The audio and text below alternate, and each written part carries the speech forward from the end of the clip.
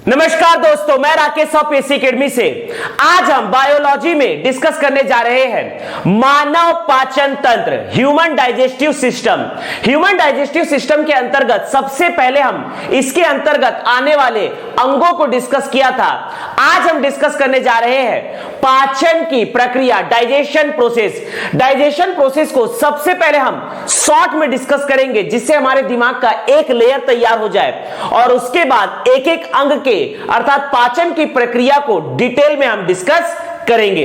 तो सबसे पहले हम पाचन की प्रक्रिया को शॉर्ट में डिस्कस करने जा रहे हैं। ध्यान दीजिएगा, मानव पाचन तंत्र।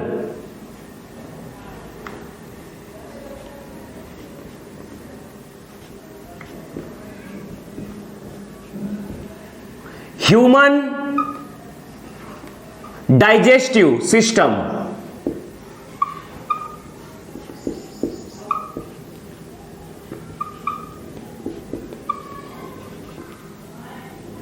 इसके अंतर्गत हम डिस्कस करने जा रहे हैं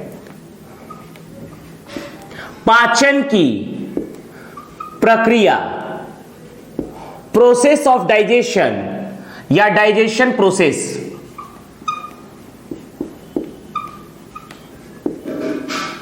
डाइजेशन प्रोसेस को सबसे पहले हम शॉर्ट में डिस्कस करेंगे। ध्यान दीजिएगा, यह है मानव, ये उसका आंख, नाक, ये है मुख व मुख गुहा। ध्यान दीजिएगा, हम डिस्कस करने जा रहे हैं पाचन की प्रक्रिया, डाइजेशन प्रोसेस को शॉर्ट में। ध्यान दीजिएगा, यहां पर हम देखते हैं ये आपका है मुख गुहा। मुख के अंदर का खाली भाग कहलाता है मुख गुहा, ओरल या बकल कैविटी। मुख गुहा के अंदर होता है जीभ। जीभ में टेस्ट पैपिले पाए जाते हैं, जिससे स्वाद का पता चलता है।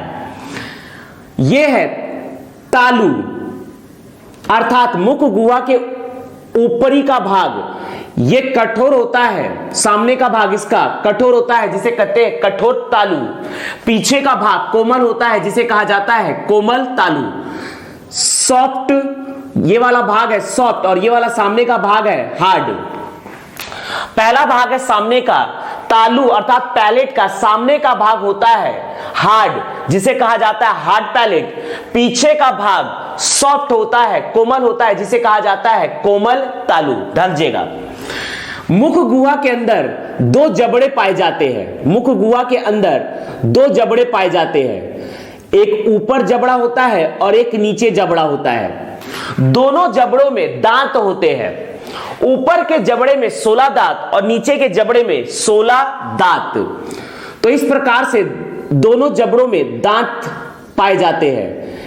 दोनों जबड़ों में इस प्रकार से दांत होते हैं, 16 दांत ऊपर और 16 दांत नीचे। जबकि बच्चों में 6 वर्ष से कम आयु के बच्चों में दूध के दांत होते हैं। दूध के दांत कुल संख्या होती है इनकी 20, और वयस्क मनुष्य में दांतों की संख्या होती है 32। ध्यान दीजिएगा, ये ऊपर का जो भाग है इसे कहा जाता है तालु। ये ऊपर का जो भाग है इसे कहा जाता है तालु। ध्यान दीजिएगा, सामने का भाग हार्ड पैलेट, पीछे का भाग सॉफ्ट पैलेट। ध्यान दीजिएगा, और यह होता है नाक का छिद्र, जो इस प्रकार से आकर तालु में खुलता है। यह है नाक का छिद्र, जिससे हम श्वास लेते हैं और वायु हमारे फेफड़े में जाता है, जिससे हम ग्रहण करते हैं ऑक्सीजन। ध्यान दीजिएगा, यह है नाक का छिद्र।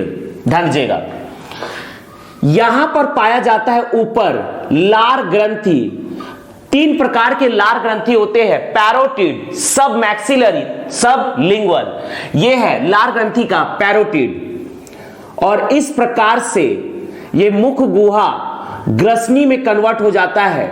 यह हो जाता है 12 सेंटीमीटर लंबी एक नली होती है, पाइप होती है 12 सेंटीमीटर लंबी, जिसे कहा जाता है ग्रसनी या फैरिंक्स, जिसकी लंबाई होती है 12 सेंटीमीटर। यह ग्रसनी आगे जाकर 2 पाइप में कन्वर्ट हो जाता है। यह ग्रसनी आगे जाकर दो पाइप में कन्वर्ट हो जाता है, जिसमें से पहला पाइप होता है ये आपका होता है श्वास नली। नाक से हम जो भी वायु ले रहे हैं अंदर फेफड़े की ओर, वो वायु जाता है इस श्वास नली से, ट्रैकिया से, और फिर फेफड़ा जब वायु हवा को छोड़ता है तो यही हवा कार्बन डाइऑक्साइड को लेकर बाहर निकलता है।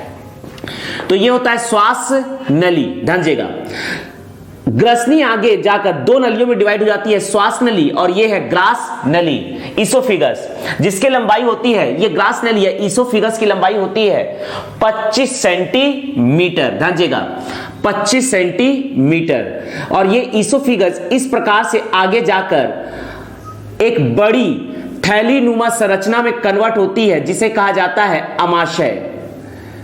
और ये अमाशय आगे जाकर छोटी आंत के सामने के भाग अर्थात यू आकार के नली में खुलती है, यू आकार के नली में खुलती है, जिसे कहा जाता है ग्रहणी या डियोडेनम।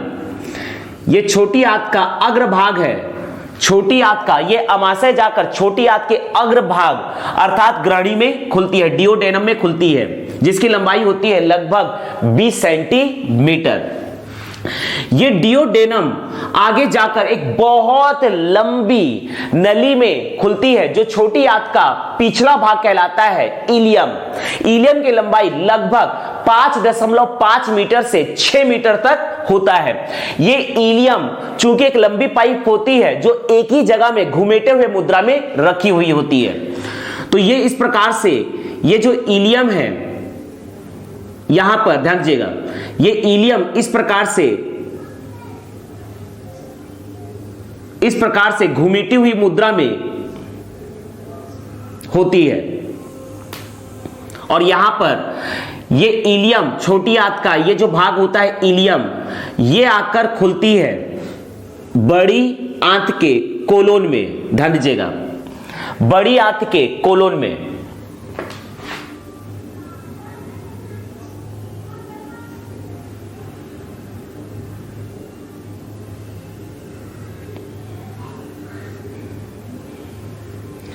ये है, ध्यान दीजिएगा। तो इस प्रकार से ये इलियम आगे खुलती है बड़ी आंत के कोलोन में। ध्यान दीजिएगा,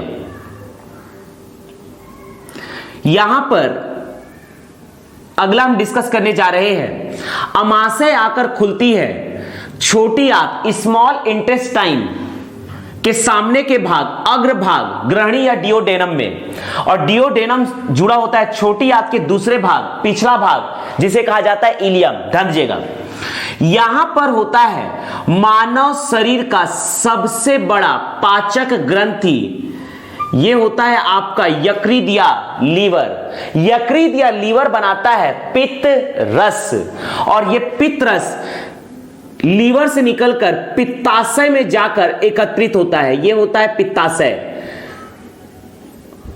और ये पित्ताशय इस प्रकार से, ध्यान दीजिएगा, ये पित्ताशय इस प्रकार से बाइल डक्ट अर्थात पित्त वाहिनी से होकर, ध्यान दीजिएगा, यह है यकृत या लीवर। यकृत या लीवर पित्तरस बाइल बनाती है। यह पित्तरस या बाइल आकर एकत्रित होती है पित्ताशय गाल ब्लेडर में, और यहां से गाल ब्लेडर से निकलती है पित्तरस पित्त वाहिनी से अर्थात बाइल डक्ट से। यह बाइल डक्ट संयुक्त रूप से जुड़ा हुआ होता है, यह बाइल डक्ट संयुक्त रूप से जुड़ा हुआ होता है। यह है आपका अग्नाशय ग्रंथि या पेनक्रियाज।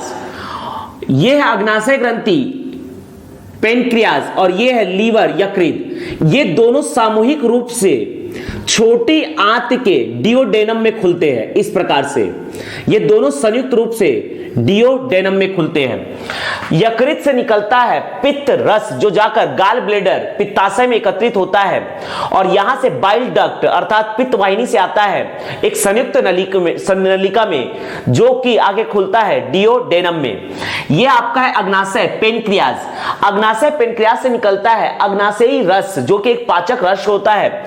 यह भी संयुक्त रूप में आकर मिलता है डिओडेनम में। जो भी हमारा भोजन आता है अमाशय से, ध्यान दीजिएगा, इसे हम आगे डिस्कस करेंगे अभी।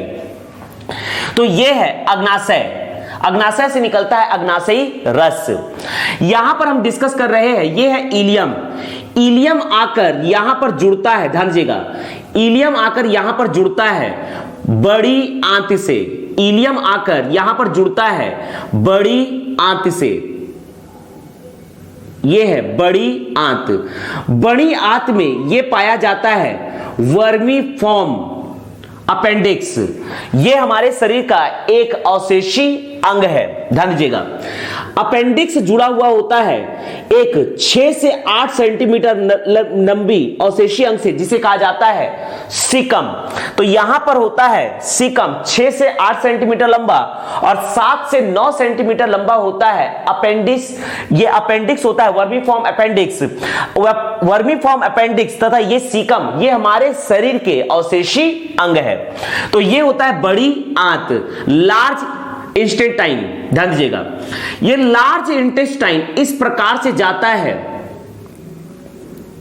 इस प्रकार से होकर जाता है। लार्ज इंटेस्टाइन में ये पूरा भाग कहलाता है कोलोन, अर्थात इलियम आकर कोलोन में खुलता है। इस प्रकार से ये लार्ज इंटेस्टाइन जाता है जस्ट छोटी आंत के पीछे से।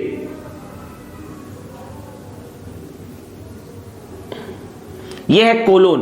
यह पूरा भाग कहलाता है कोलोन।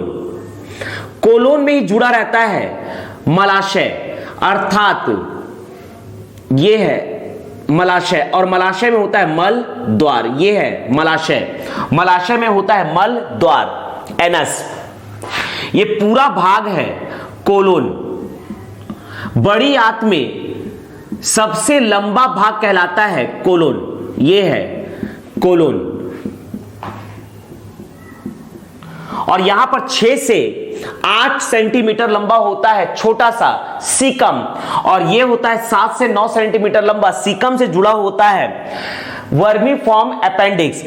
सीकम तथा वर्मीफॉर्म अपेंडिक्स ये दोनों हमारे शरीर में अवशेषी अंग है जिसका मानव शरीर में कोई काम नहीं है। ध्यान दीजिएगा, सीकम तथा अपेंडिक्स पाचन का कार्य करते थे जब मानव शाकाहारी था। शाकाहारी जंतुओं में सेल्यूलोज के पाचन के लिए सीकम तथा कोलोन की आवश्यकता होती है। चूंकि मानव सर्वाहारी जीव है, प्राणी है, अर्थात वर्तमान में ये जो आपका सीकम है और ये आपका है अपेंडिक्स ये दोनों के दोनों मानव शरीर में कोई काम के नहीं है, अर्थात ये हो चुके हैं अवशेषी अंग, निष्क्रिय अंग जिसका मानव शरीर में कोई काम नहीं है। ध्यान दीजिएगा, अर्थात बड़ी आंत की लंबाई होती है 1.5 मीटर, अर्थात 1.5 मीटर लंबा होता है ये आपका कोलोन। ये बड़ी आंत का मुख्य भाग कोलोन ही होता है। कोलोन के 3 भाग होते हैं, एक ये अपर का भाग वर्टिकल ये वाला, इसे कहते हैं असेंडिंग कोलोन। यहां पर ये जो डाउन में आ रहा है वर्टिकल वाला ये होता है डिसेंडिंग कोलोन। हॉरिजॉन्टल वाला, हॉरिजॉन्टल कोलोन यहां से लेकर यहां तक ये होता है ट्रांसवर्स कोलोन और ये वाला कोलोन जो हॉरिजॉन्टल है इसे कहा जाता है सिग्मोइड कोलन। कोलोन से जुड़ा होता है मलाशय, रेक्टम। ये मलाशय में मल एकत्रित होता है और मल द्वारा एनस के द्वारा समय समय पर बाहर होता है। ध्यान दीजिएगा, तो आज हम डिस्कस करने जा रहे हैं पाचन की प्रक्रिया। पाचन की प्रक्रिया को सबसे पहले हम शॉर्ट में डिस्कस करेंगे और उसके बाद इसे हम काफी डिटेल में डिस्कस करेंगे। तो चलिए हम पाचन की प्रक्रिया को शॉर्ट में डिस्कस करने जा रहे हैं। सबसे पहले हम डिस्कस करते हैं जब हम खाना खाते हैं, अपने मुख गुहा में भोजन को लेते हैं, इस प्रक्रिया को कहा जाता है अंतर्ग्रहण, इंजेक्शन। ध्यान दीजिएगा, भोजन को सबसे पहला हम यहां पर मुख गुहा से अपने मुख में लेते हैं। ध्यान दीजिएगा, यह आपका है मुख गुहा, यह है मुख गुहा। सबसे पहले भोजन को हम मुख गुहा से अंदर लेते हैं, मुख गुहा, ओरल या बकल कैविटी, ओरल और बकल कैविटी, मुख गुहा से सबसे पहले हम भोजन को अंदर लेते हैं, इंजेक्शन करते हैं। भोजन यहां पर अंदर आता है, यहां पर मुख गुहा में पाया जाता है। ये आपका है, ये है जीभ, जिभा, ये है जीभ या जिभा, ध्यान दीजिएगा, ये है आपका जीभ या जिभा, जीभ या जिभा, टंग,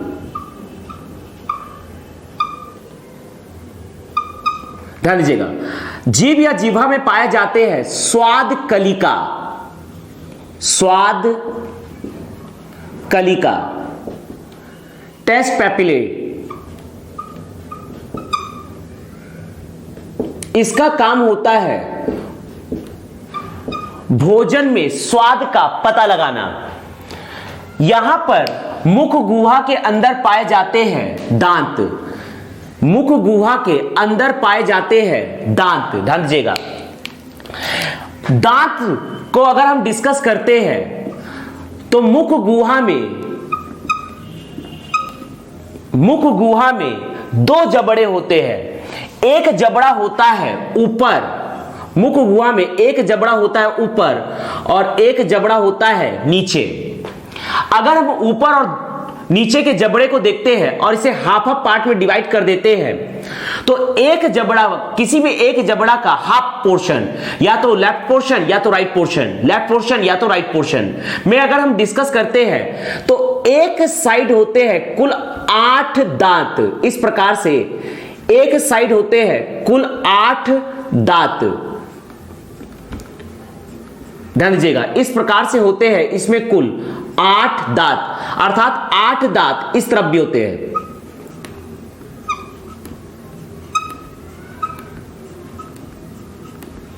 इसी प्रकार से नीचे के जबड़े में भी किसी भी एक जबड़ा के दाएं तरफ होता है 8 दांत और बाएं तरफ भी होता है 8 दांत।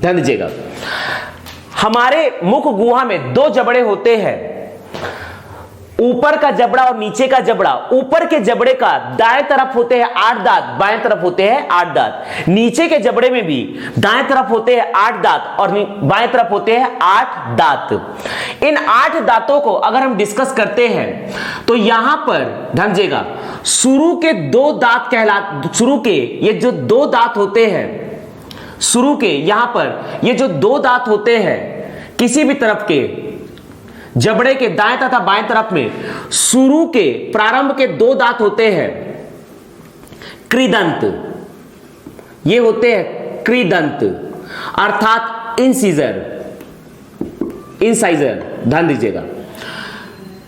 उसके बाद एक दांत होता है रदनक, एक दांत होता है रदनक, कैनाइन। फिर से 2 दांत होते हैं, फिर से 2 दांत होते हैं अग्र चवर्णक, अग्र चवर्णक, प्रीमोलर, प्रीमोलर। और 3 दांत होते हैं चवर्णक, अर्थात मोलर।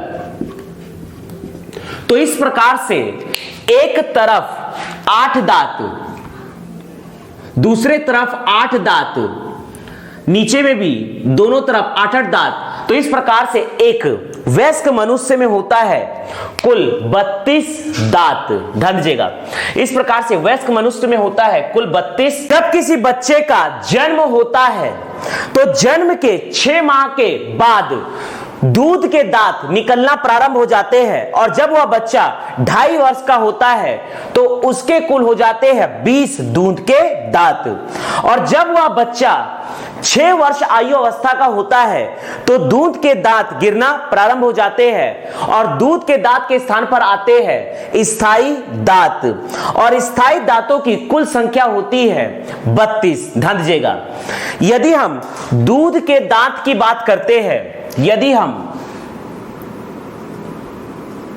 दूध के दांत की बात करते हैं तो दूध के दांत में, ध्यान दीजिएगा, ऊपर के जबड़े में होता है 10 दांत और नीचे के जबड़े में होते हैं 10 दांत, और जबड़े के एक तरफ, ध्यान दीजिएगा, किसी भी जबड़े के एक तरफ, जबड़े के एक तरफ, किसी भी जबड़े के एक तरफ होता है, पहला हम डिस्कस कर रहे हैं दूध के दांत, किसी भी जबड़े के एक तरफ होता है 5 दांत। पहला होता है इंसाइजर, कृदंत, दूसरा होता है केनाइन, तीसरा होता है प्री मोलर और चौथा होता है मोलर। ध्यान दीजिएगा, इंसाइजर की कुल संख्या होती है 2, केनाइन की कुल संख्या होती है 1, प्री मोलर की संख्या होती है 0 और मोलर की संख्या होती है 2। तो इस प्रकार से दूध के कुल जबड़े में, जबड़े के एक तरफ दूध के कुल 5 दांत होते हैं। तो इस प्रकार से दूसरे तरफ होगा 5 दांत, तो ऊपर के जबड़े में हो जाएगा 10 दांत, और इसी प्रकार से नीचे के जबड़े में भी होता है 10 दांत, अर्थात दूध के कुल 20 दांत होते हैं। दूसरा, यदि हम स्थायी दांत की बात करते हैं, स्थायी दांत की बात करते हैं तो स्थायी दांतों की संख्या होती है 32, जैसा कि अभी हमने डिस्कस किया। जबड़े के एक तरफ, जबड़े के एक तरफ, जबड़े के एक तरफ होता है कुल 8 दांत, जैसा कि हमने डिस्कस किया है, इंसाइजर, केनाइन, प्रीमोलर, मोलर। ध्यान दीजिएगा, यह होता है आपका 2, 1, 2, 3, अर्थात यहां पर ध्यान दीजिएगा कि दूध के दांत, किसी भी बच्चे में प्रीमोलर दांत नहीं होते हैं, इनकी संख्या होती है 0। यहां पर स्थायी दांत में मोलर दांत की संख्या होती है कुल 3, जबकि यहां पर दूध के दांत में मोलर दांतों की संख्या होती है 2। तो दांत का मुख्य कार्य है भोजन को चबाना, भोजन को छोटे छोटे टुकड़ों में तोड़ना। तो इस प्रकार से मुख गुहा में दांत का एक बहुत बड़ा रोल होता है। दांत का मुख्य कार्य होता है भोजन को छोटे छोटे टुकड़ों में तोड़ना, जिससे पाचन की प्रक्रिया आगे जाकर काफी सरल हो जाती है। यहां पर ध्यान दीजिएगा, मुख गुहा में ऊपर की तरफ होता है लार ग्रंथि, जिसे कहा जाता है पैरोटिड ग्लैंड, और नीचे की तरफ 2 लार ग्रंथि होते हैं, सब मैक्सिलरी और ये होता है सब लिंगुअल। ध्यान दीजिएगा, यहां पर ये आपका है ऊपर का जो छत है, इसे कहा जाता है तालू। तालू का सामने का भाग कठोर होता है, इसे कहा जाता है हार्ड पैलेट। पीछे का भाग सॉफ्ट होता है, इसे कहा जाता है सॉफ्ट पैलेट। कठोर तालू, नरम तालू, ये पहला भाग कहलाता है कठोर तालू, कठोर तालू, हार्ड पैलेट। दूसरा होता है नरम तालू या कोमल तालू, कोमल तालू, सॉफ्ट पैलेट।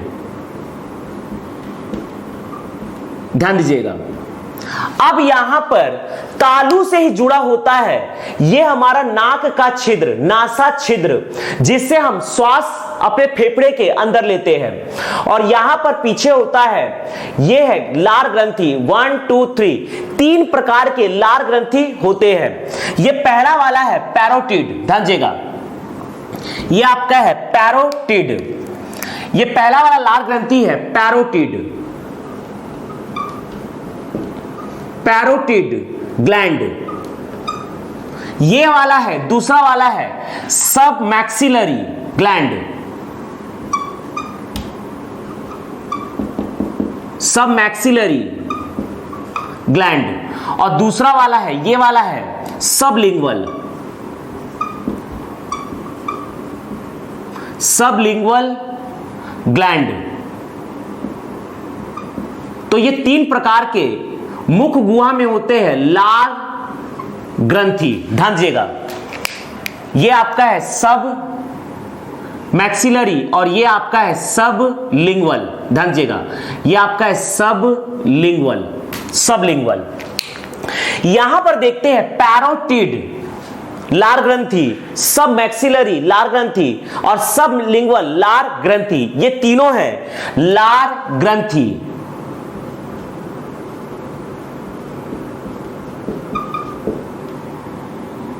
सैलिवरी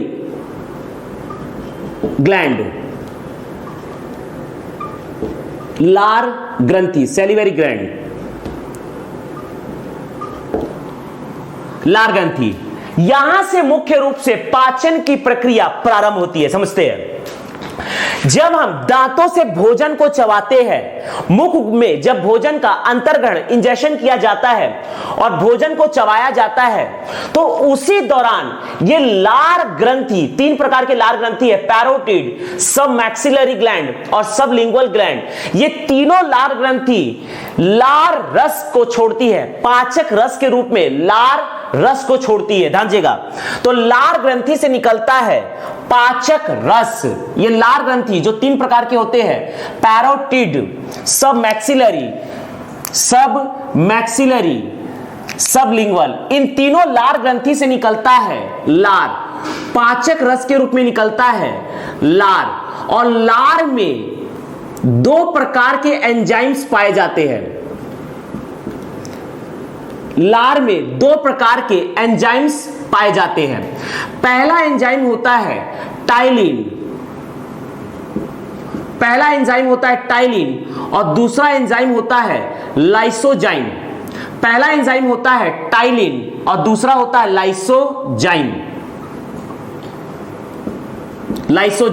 ध्यान दीजिएगा, अर्थात यहीं से पाचन की प्रक्रिया प्रारंभ होती है। सबसे पहले हमारा काम है पाचन की प्रक्रिया को शॉर्ट में समझना, और जब हमारे दिमाग का एक लेयर तैयार हो जाएगा तो इसी प्रोसीजर को हम काफी डिटेल में समझेंगे। सबसे पहले हम अमाशय, यकृत, पित्ताशय, गाल ब्लेडर, यहां पर अग्नाशय, स्मॉल इंटेस्टाइन, लार्ज इंटेस्टाइन, इन सबको हम शॉर्ट में समझेंगे। फिर बाद में इन्हीं सब अंगों में जो पाचन की प्रक्रिया होती है उसे हम काफी डिटेल में डिस्कस करेंगे। ध्यान दीजिएगा, ये आपका है तीनों लार ग्रंथि। जब हम भोजन को चबाते हैं तो लार ग्रंथि स्रावित करती है, लार ग्रंथि से निकलता है लार, और लार में 2 विशेष प्रकार के एंजाइम्स पाए जाते हैं। पहला एंजाइम्स है टाइलिन। टाइलिन करता है कार्बोहाइड्रेट का पाचन, कार्बोहाइड्रेट का पाचन, अर्थात सबसे पहले पाचन प्रारंभ होता है कार्बोहाइड्रेट का। ध्यान दीजिएगा, हमारे भोजन में पाया जाता है 3 प्रकार के जटिल भोज्य पदार्थ, प्रोटीन, वसा तथा कार्बोहाइड्रेट। इन जटिल भोज्य पदार्थ प्रोटीन, वसा तथा कार्बोहाइड्रेट को सरल कार्बनिक भोज्य पदार्थ में परिवर्तित करने की प्रक्रिया को ही कहा जाता है पाचन। अर्थात यदि हम पाचन को शॉर्ट में डिस्कस करें तो पाचन की प्रक्रिया में फाइनली, डाइजेशन की प्रक्रिया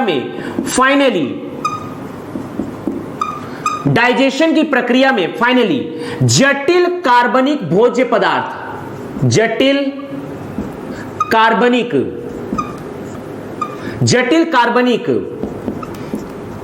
भोज्य पदार्थ को हम परिवर्तित करके कन्वर्ट करेंगे सरल कार्बनिक भोज्य पदार्थ में, सरल कार्बनिक भोज्य पदार्थ में, और इसी परिवर्तन की प्रक्रिया को ही कहा जाता है डाइजेशन, भोज्य पदार्थ में। अब हम समझते हैं कि जटिल कार्बनिक भोज्य पदार्थ, हमारे भोजन में जटिल कार्बनिक भोज्य पदार्थ क्या क्या होते हैं। हमारे भोजन में जटिल कार्बनिक भोज्य पदार्थ होते हैं, सबसे पहले पकड़ते हैं प्रोटीन।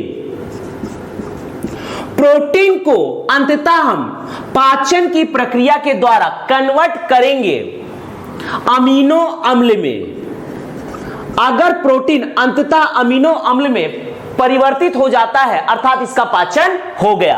प्रोटीन का पाचन होता है, प्रोटीन पचित होकर बनता है अमीनो अम्ल। अगर प्रोटीन अंततः अमीनो अम्ल में परिवर्तित हो जाता है, अर्थात प्रोटीन का पाचन हो गया। दूसरा है वसा। वसा का पाचन करके बनता है अंततः वसा अम्ल, वसा अम्ल, तथा साथ ही साथ बनता है ग्लिसरॉल, फैटी एसिड, और बनता है ग्लिसरॉल। अगर वसा अंततः कन्वर्ट होकर बन जाता है वसा अम्ल तथा ग्लिसरॉल, अर्थात वसा का पाचन हो गया। तो प्रोटीन, वसा, ये सभी है जटिल कार्बनिक भोज्य पदार्थ। और तीसरा होता है कार्बोहाइड्रेट। हमारे भोजन में होता है कार्बोहाइड्रेट। कार्बोहाइड्रेट अंततः पचकर बनता है ग्लूकोज, ग्लूकोज।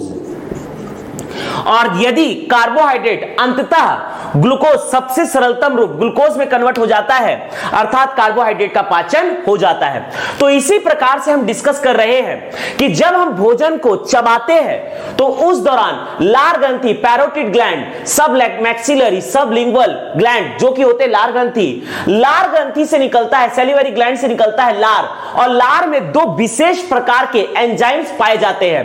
पहला होता है टाइलिन और दूसरा होता है लाइसोजाइम। टाइलिन और लाइसोजाइम।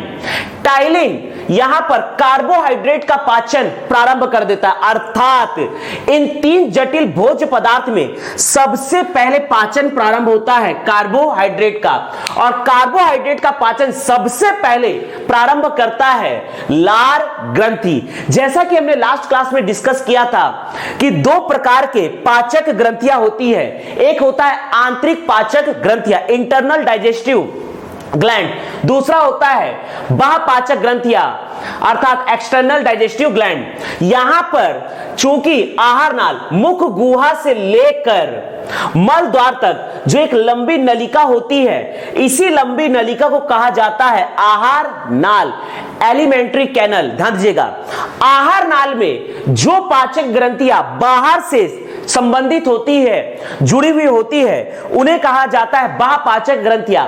लेकिन जो पाचक ग्रंथियां आहार नाल के अंदर ही होते हैं, उन्हें कहा जाता है आंतरिक पाचक ग्रंथियां। तो इसमें से अगर हम बाह्य पाचक ग्रंथि की बात करते हैं तो यह आपका है लार ग्रंथि, दूसरा है आपका यकृत या लीवर, और तीसरा होता है अग्नाशय, ये आपका है अग्नाशय या पेनक्रियाज। जबकि तीन आंतरिक पाचक ग्रंथियों में होते हैं, ये आपका है ग्रास नली। ग्रास नली के आंतरिक दीवारों में पाया जाता है श्लेष्मा ग्रंथि, म्यूकस ग्लैंड। दूसरा है ये आपका है अमाशय, स्टमक। स्टमक के आंतरिक, ये है आपका स्टमक, स्टमक के आंतरिक दीवारों में पाए जाते हैं जठर ग्रंथि, गैस्ट्रिक ग्लैंड। और तीसरा है आपका, यहां पर छोटी आंत के दो भाग होते हैं, यह है ग्रहणी। ग्रहणी में किसी भी विशेष प्रकार के पाचक ग्रंथियां नहीं पाई जाती है।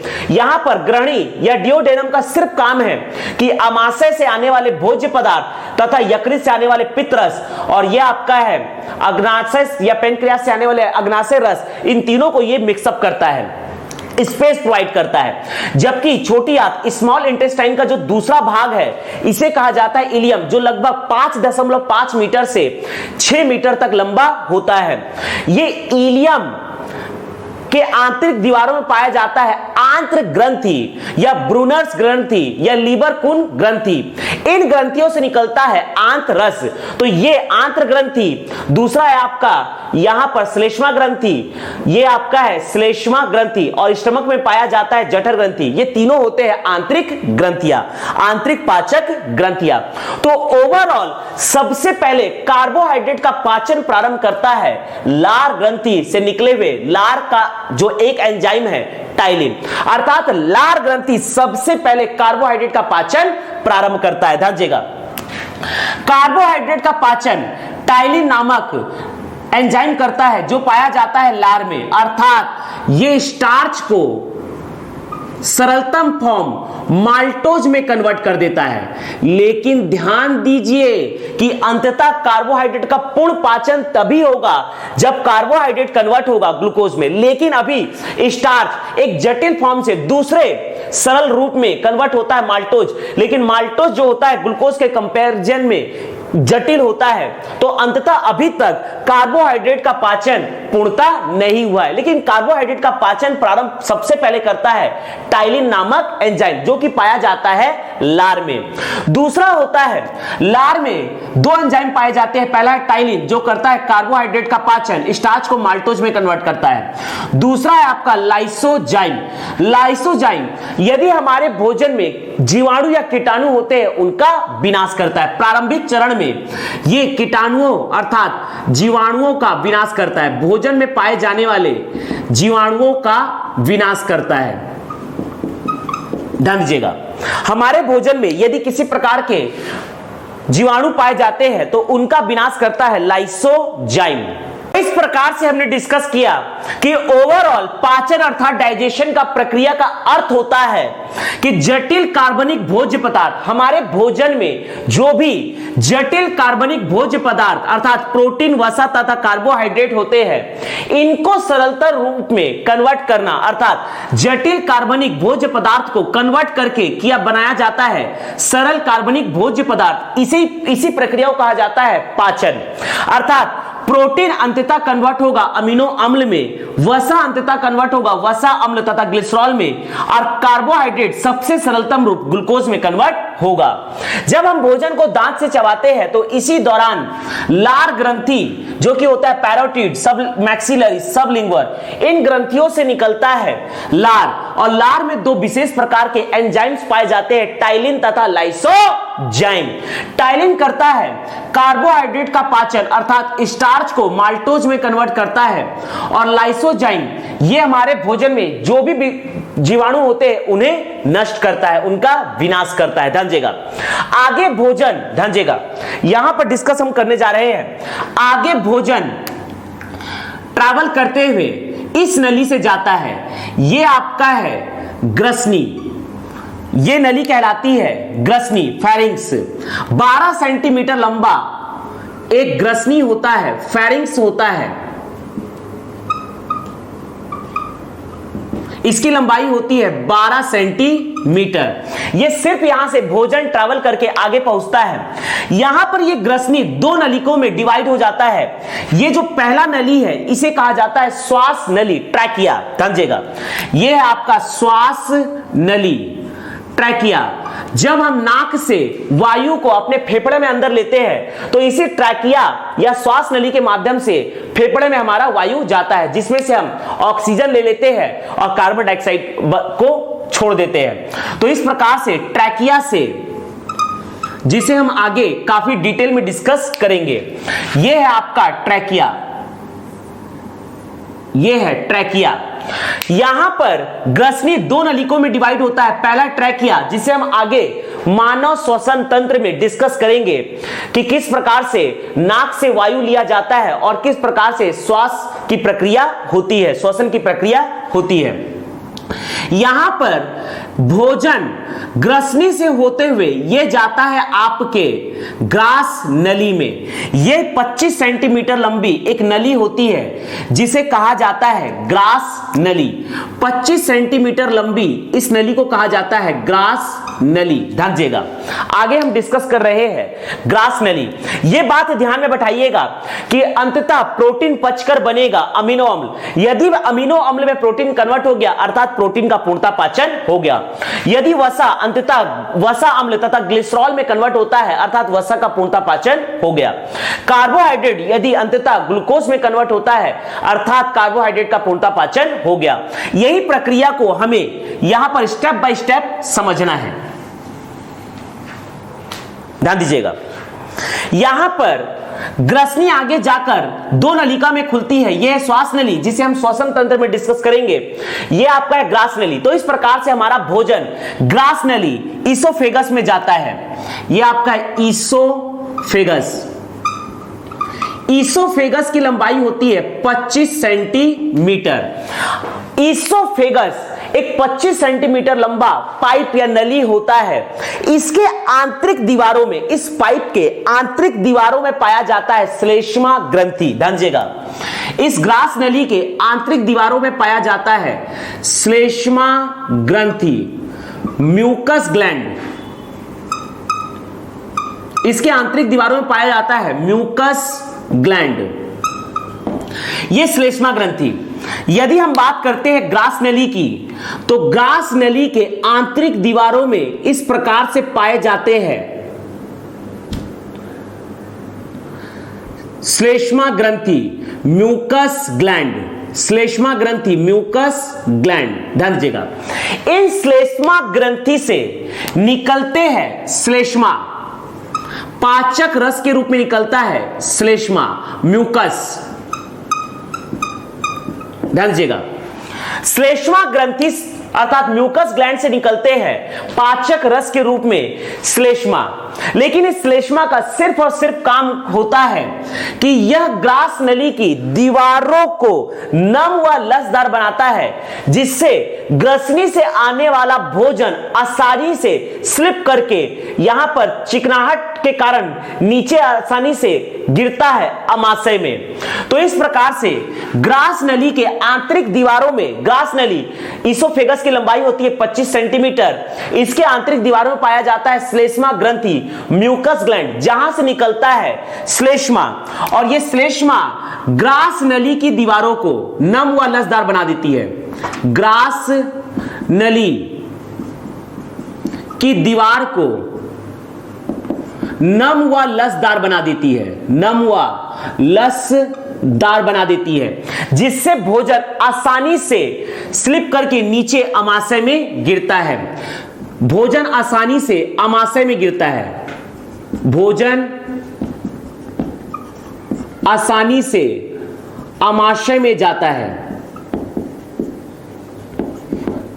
तो इस प्रकार से श्लेष्मा ग्रंथि म्यूकस ग्लैंड से निकलती है श्लेष्मा, जिसका मुख्य कार्य होता है ग्रास नली के दीवार को नम व लसदार बना देना, और ये भोजन को आसानी से अमाशय में पहुंचा देती है। ध्यान दीजिएगा, अब हमारा तो इस प्रकार से श्लेष्मा ग्रंथि जो कि आहार नाल के अंदर ही पाया जाता है, इसलिए श्लेष्मा ग्रंथि है आंतरिक पाचक ग्रंथि, जबकि यह आपका पैरोटिड, सबलिंगुअल, सबमैक्सिलरी जो लार ग्रंथि, सैलिवरी ग्लैंड होते हैं, ये आहार नाल के बाहर से संबंधित होते हैं, इसलिए यह कहलाएगा बाह्यपाचक ग्रंथि। अब हमारा भोजन पहुंचता है आहार नाल की सबसे बड़ी थैलीनुमा संरचना में। यह है थैलीनुमा संरचना, जिसे कहा जाता है अमाशय, पेट या स्टमक। यह आपका है अमाशय, पेट या स्टमक। ध्यान दीजिएगा, यह आपका है अमाशय, पेट या स्टमक। अमाशय या पेट, स्टमक। ध्यान दीजिएगा, भोजन ग्रास नली से आता है अमाशय या पेट में। अमाशय या पेट के 3 भाग होते हैं, जिसे हम अमाशय वाले पोर्शन में काफी डिटेल में डिस्कस करेंगे।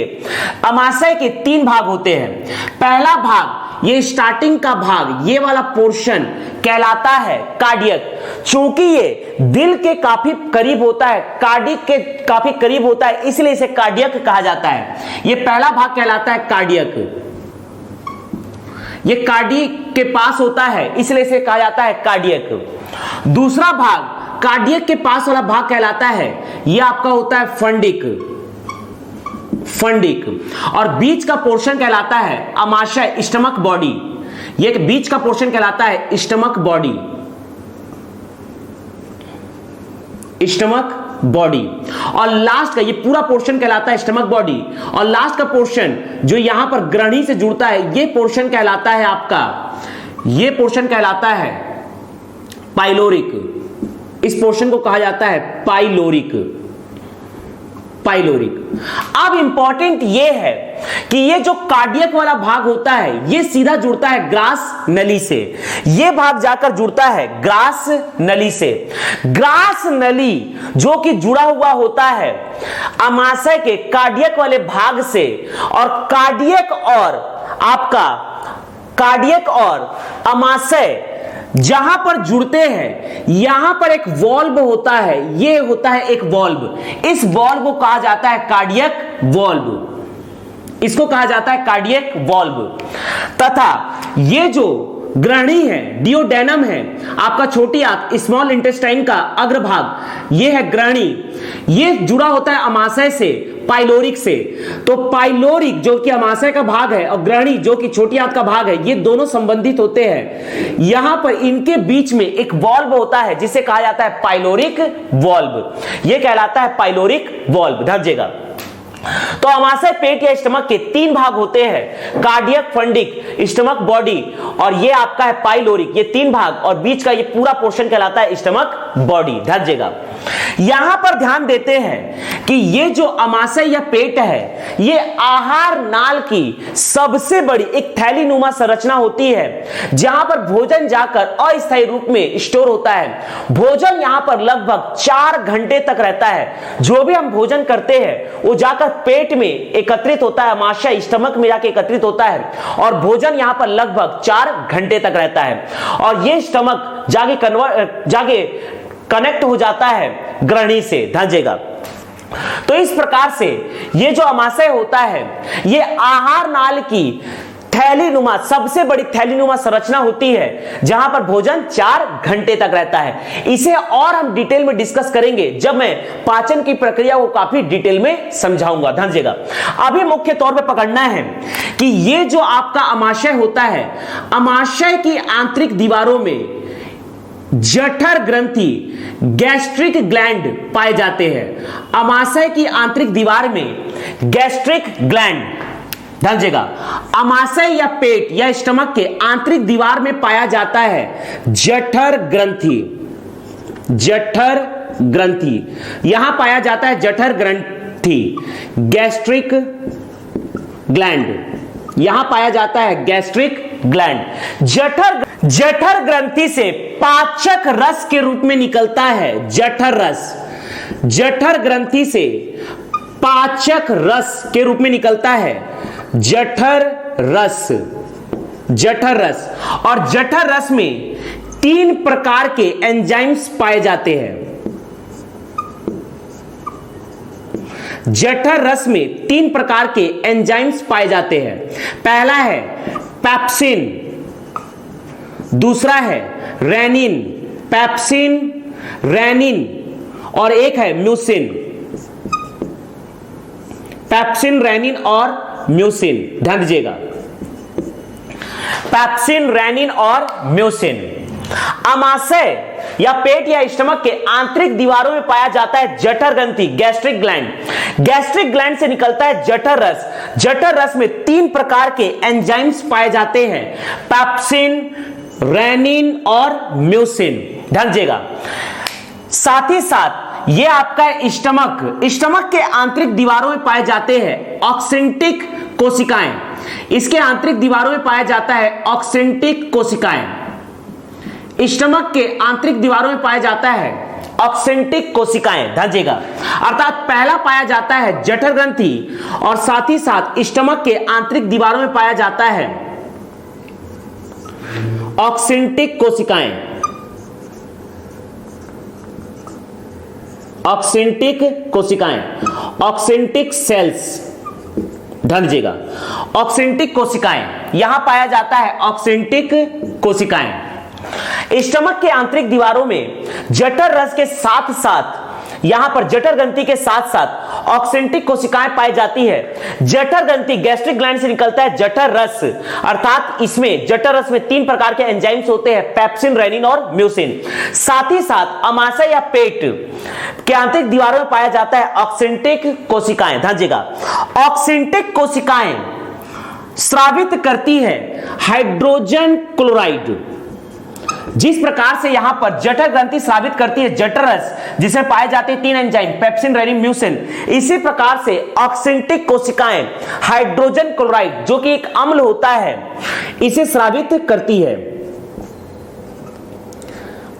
एक अम्ल हाइड्रोजन क्लोराइड स्रावित करती है। हाइड्रोजन क्लोराइड का कार्य है, हाइड्रोजन क्लोराइड के दो मुख्य कार्य हैं। पहला, भोजन में जो भी कीटाणु या जीवाणु पाए जाते हैं इनका विनाश करना, अर्थात जीवाणुओं का विनाश, जीवाणुओं का विनाश। जैसा कि हम देख रहे हैं कि यहां पर लार ग्रंथि से निकलता है लाइसोजाइम, यह भी करता है जीवाणुओं का विनाश। इसी प्रकार से ऑक्सिंटिक कोशिकाएं से, स्टमक के ऑक्सिंटिक कोशिकाएं से निकलती है हाइड्रोजन क्लोराइड जो कि अम्ल होता है, यह करता है जीवाणुओं का विनाश। हाइड्रोजन क्लोराइड का दूसरा मुख्य कार्य होता है, हाइड्रोजन क्लोराइड का दूसरा मुख्य कार्य होता है पेप्सिन और रेनिन की प्रक्रिया को तीव्र बनाना। पेप्सिन और रेनिन, पेप्सिन व रेनिन की प्रक्रिया में सहायक, की प्रक्रिया में सहायक, अर्थात पेप्सिन और रेनिन की प्रक्रिया को तेज करने में हाइड्रोजन क्लोराइड का एक महत्वपूर्ण भूमिका होती है और साथ ही साथ भोजन में जो भी जीवाणु पाए जाते हैं उनका यह विनाश करती है। अब हम डिस्कस करने जा रहे हैं कि जठर ग्रंथि से जो निकलता है जठर रस, इसमें 3 प्रकार के एंजाइम्स पाए जाते हैं, पेप्सिन, रेनिन और म्यूसिन। इनका क्या काम है, ध्यान दीजिएगा। पेप्सिन करता है प्रोटीन का पाचन, पेप्सिन करता है प्रोटीन का पाचन, अर्थात प्रोटीन का पाचन करने वाला पहला अंग होता है स्टमक। स्टमक में पाया जाता है जठर ग्रंथि। प्रोटीन का पाचन, जैसे कार्बोहाइड्रेट का पाचन सबसे पहले करता है लार ग्रंथि से निकला हुआ टाइलिन एंजाइम, इसी प्रकार से प्रोटीन का पाचन सबसे पहले करना प्रारंभ करता है अमाशय के जठर ग्रंथि से निकला हुआ जठर रस में पाया जाने वाला पेप्सिन एंजाइम्स। यहां पर प्रोटीन का पूर्ण पाचन नहीं होता है। यहां पर प्रोटीन का पूर्ण पाचन तभी माना जाएगा जब प्रोटीन अंततः कन्वर्ट होगा अमीनो अम्ल में। जैसे कि कार्बोहाइड्रेट का पूर्ण पाचन तभी माना जाएगा जब कार्बोहाइड्रेट का कोई भी फॉर्म हो वो जटिल से सरल अर्थात ग्लूकोज में कन्वर्ट हो जाए। इसी प्रकार से प्रोटीन का पूर्ण पाचन तभी माना जाएगा जब ये अमीनो अम्ल में कन्वर्ट हो जाए। लेकिन यहां पर पेप्सिन के द्वारा प्रोटीन कन्वर्ट होता है पेप्टॉन में। प्रोटीन जटिल अणु से कन्वर्ट होता है सरल अणु पेप्टॉन में। अंततः जब यह पेप्टॉन कन्वर्ट हो जाएगा अमीनो अम्ल में तो प्रोटीन का पूर्ण पाचन माना जाएगा। लेकिन यहां पर प्रोटीन का पाचन होना प्रारंभ हो जाता है, अर्थात प्रोटीन के पाचन में यहां पर प्रोटीन कन्वर्ट होता है प्रोटीन से पेप्टॉन में। अंततः कह सकते हैं हम कि अभी प्रोटीन का पूर्ण पाचन नहीं हुआ है। ये रेनिन का मुख्य कार्य होता है कि ये दूध को पचाकर दही बनाती है। रेनिन का मुख्य कार्य होता है दूध का दही में कन्वर्जन। ये दूध को पचाकर दही में कन्वर्ट करती है। दूध को दही में कन्वर्ट करने का कार्य करता है रेनिन। दूध अर्थात कैसिन, ध्यान दीजिएगा, दूध अर्थात कैसिन, दूध अर्थात कैसिन को यह कन्वर्ट करती है दही अर्थात कैल्शियम कैसिनेट में, कैल्शियम कैसिनेट में। ध्यान दीजिएगा, रेनिन का मुख्य कार्य होता है दूध को दही में कन्वर्ट करना, अर्थात कैसिन को कैल्शियम कैसिनेट में कन्वर्ट करना। हमने देखा है कि जब छोटे बच्चे दूध पीते हैं, अर्थात दूध पीने वाले जो बच्चे होते हैं वो पीते हैं मां का दूध, लेकिन जब वो उल्टी करते हैं तो वो दही उल्टी करते हैं। ध्यान दीजिएगा, अर्थात बच्चों के द्वारा दूध पिया गया और दूध आकर आ जाता है स्टमक में। स्टमक में पाया जाता है जठर ग्रंथि, उससे निकलता है जठर रस। जठर रस में 3 एंजाइम पाए जाते हैं, इसमें से एक एंजाइम है रेनिन। रेनिन करता है बच्चों के द्वारा पिए गए दूध को यह कन्वर्ट करता है और बना देता है दूध को दही में, अर्थात दूध अर्थात कैसिन को यह कन्वर्ट करता है कैल्शियम कैसिनेट में। इसीलिए बच्चे जब उल्टी करते हैं तो वो उल्टी करते हैं दही, जो कि कन्वर्ट हो चुका है दूध दही में, अर्थात कैसिन को यह कन्वर्ट करता है कैल्शियम कैसिनेट अर्थात दही में। ध्यान दीजिएगा, अगला है आपका म्यूसिन। म्यूसिन क्षारीय प्रकृति का होता है। म्यूसिन से निकलता है म्यूसिन से निकलता है म्यूकस। ध्यान दीजिएगा, ये म्यूसिन जो कि क्षारीय प्रकृति का होता है, म्यूसिन क्षारीय प्रकृति का होता है। म्यूसिन क्षारीय प्रकृति का होता है। ध्यान दीजिएगा, म्यूसिन मुख्य रूप से म्यूकस ग्रंथि से निकलता है। यहां पर अमाशय में भी आंतरिक दीवारों में पाया जाता है म्यूकस, तो म्यूकस से निकलता है म्यूसिन। म्यूसिन मुख्य रूप से एक लेयर तैयार करता है, स्टमक के अंदर एक परत तैयार करता है, लेयर तैयार करता है, क्योंकि हाइड्रोजन क्लोराइड जो कि अम्लीय प्रकृति का होता है और ये यदि स्टमक के संपर्क में डायरेक्टली आ जाएगा तो स्टमक की दीवार को ये क्षतिग्रस्त कर देगा। इसीलिए म्यूसिन जो कि क्षारीय प्रकृति का होता है, यह हाइड्रोजन क्लोराइड एक लेयर बनाता है, म्यूसिन एक लेयर तैयार करता है और म्यूसिन के लेयर जो कि क्षारीय प्रकृति का होता है, यह हाइड्रोजन क्लोराइड की जो कि क्षतिग्रस्त करने की प्रकृति होती है, स्टमक को उसे समाप्त कर देता है। तो इस प्रकार से म्यूसिन हाइड्रोजन क्लोराइड से अमाशय की रक्षा करता है, अमाशय की रक्षा करता है, अमाशय की दीवारों की रक्षा करता है। म्यूसिन मुख्य रूप से निकलता है म्यूकस ग्लैंड से, अर्थात स्टमक के आंतरिक दीवारों में पाया जाता है म्यूकस ग्लैंड जो कि भाग होता है जठर ग्रंथि का ही भाग होता है। तो म्यूकस ग्लैंड से निकलता है म्यूसिन और म्यूसिन जो कि क्षारीय प्रकृति का होता है, यह हाइड्रोजन क्लोराइड के प्रभाव से अमाशय की रक्षा करता है।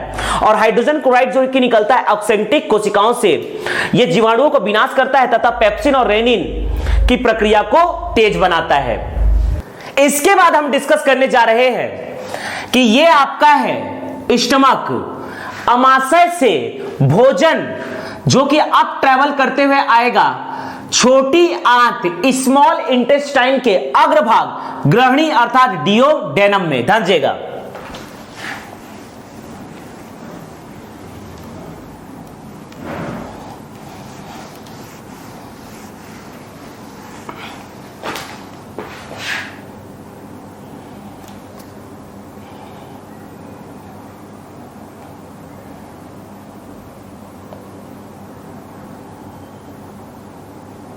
ध्यान दीजिएगा।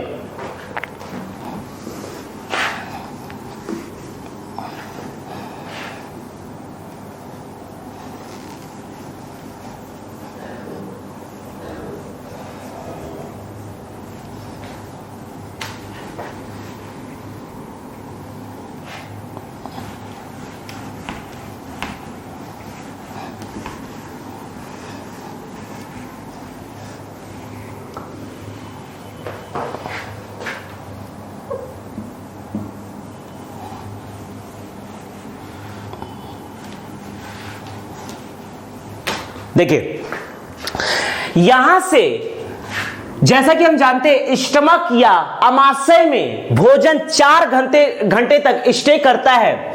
इसके बाद यहां पर हमें पाए जाते हैं जठर ग्रंथि, स्टमक के आंतरिक दीवार में पाए जाते हैं जठर ग्रंथि, जहां से निकलता है जठर रस, जिसमें 3 प्रकार के एंजाइम्स पाए जाते हैं, पेप्सिन, रेनिन और म्यूसिन। पेप्सिन करता है प्रोटीन का पाचन, प्रोटीन को पेप्टोन में कन्वर्ट करता है। रेनिन करता है दूध को दही में परिवर्तित, कैसिन को कैल्शियम कैसिनेट में कन्वर्ट करता है।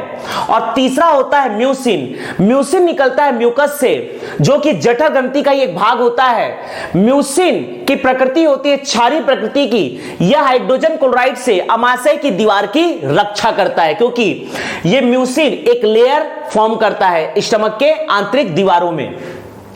अगला है यहां पर ऑक्सेंटिक कोशिकाएं। ऑक्सेंटिक कोशिकाओं से निकलता है हाइड्रोजन क्लोराइड जो जीवाणुओं का विनाश करता है और साथ ही साथ पेप्सिन तथा रेनिन की प्रक्रिया को तेज करता है।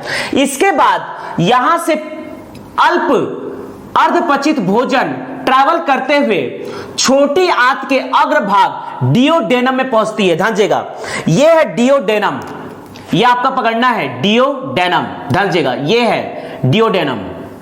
डियोडेनम यह आपका है ग्रहणी डियोडेनम।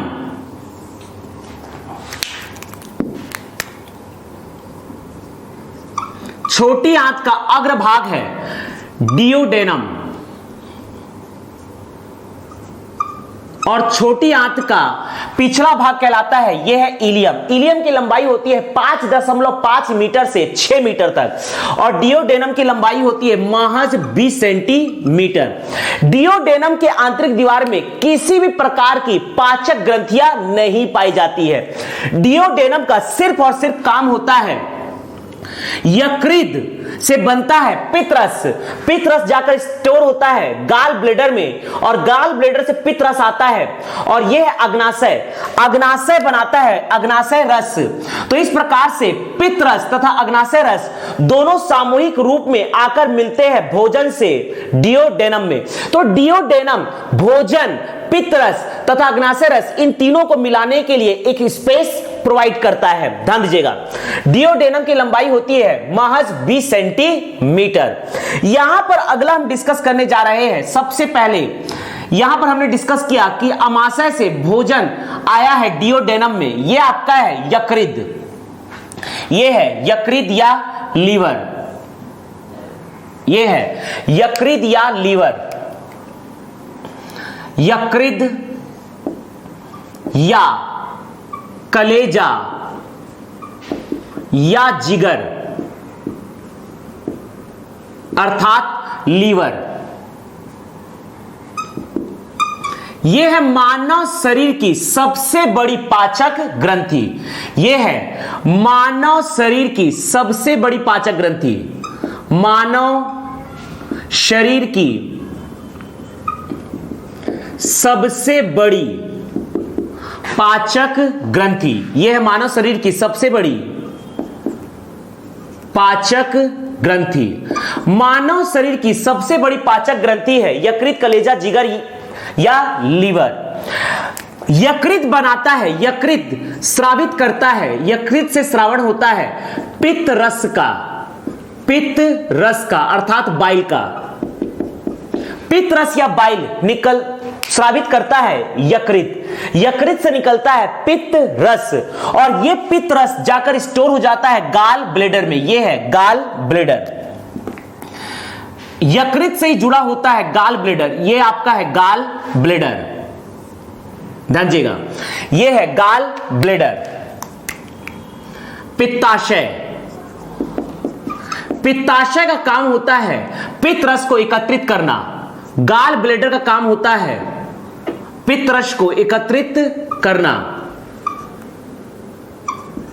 गाल ब्लेडर का काम होता है पित्त रस को एकत्रित करना, ध्यान दीजिएगा, अर्थात यह संग्रहण करता है पित्त रस का, बाइल का यह संग्रहण करता है। ध्यान दीजिएगा, यहां पर इसे कहा जाता है पित्ताशय या यकृत कह सकते हैं। इसको जोड़ता है एक संयुक्त नलिका से, अग्नाशय की एक संयुक्त नलिका से। इस नली को कहा जाता है बाइल डक्ट, जो पित्ताशय से पित्त रस को लेकर जाता है, यह कहलाता है बाइल डक्ट, यह कहलाता है बाइल डक्ट। ध्यान दीजिएगा, इस नली को कहा जाता है बाइल डक्ट, इस नली को कहा जाता है बाइल डक्ट। पित्त वाहिनी, पित्त वाहिनी या बाइल डक्ट, ध्यान दीजिएगा। अब आगे हम बढ़ते हैं।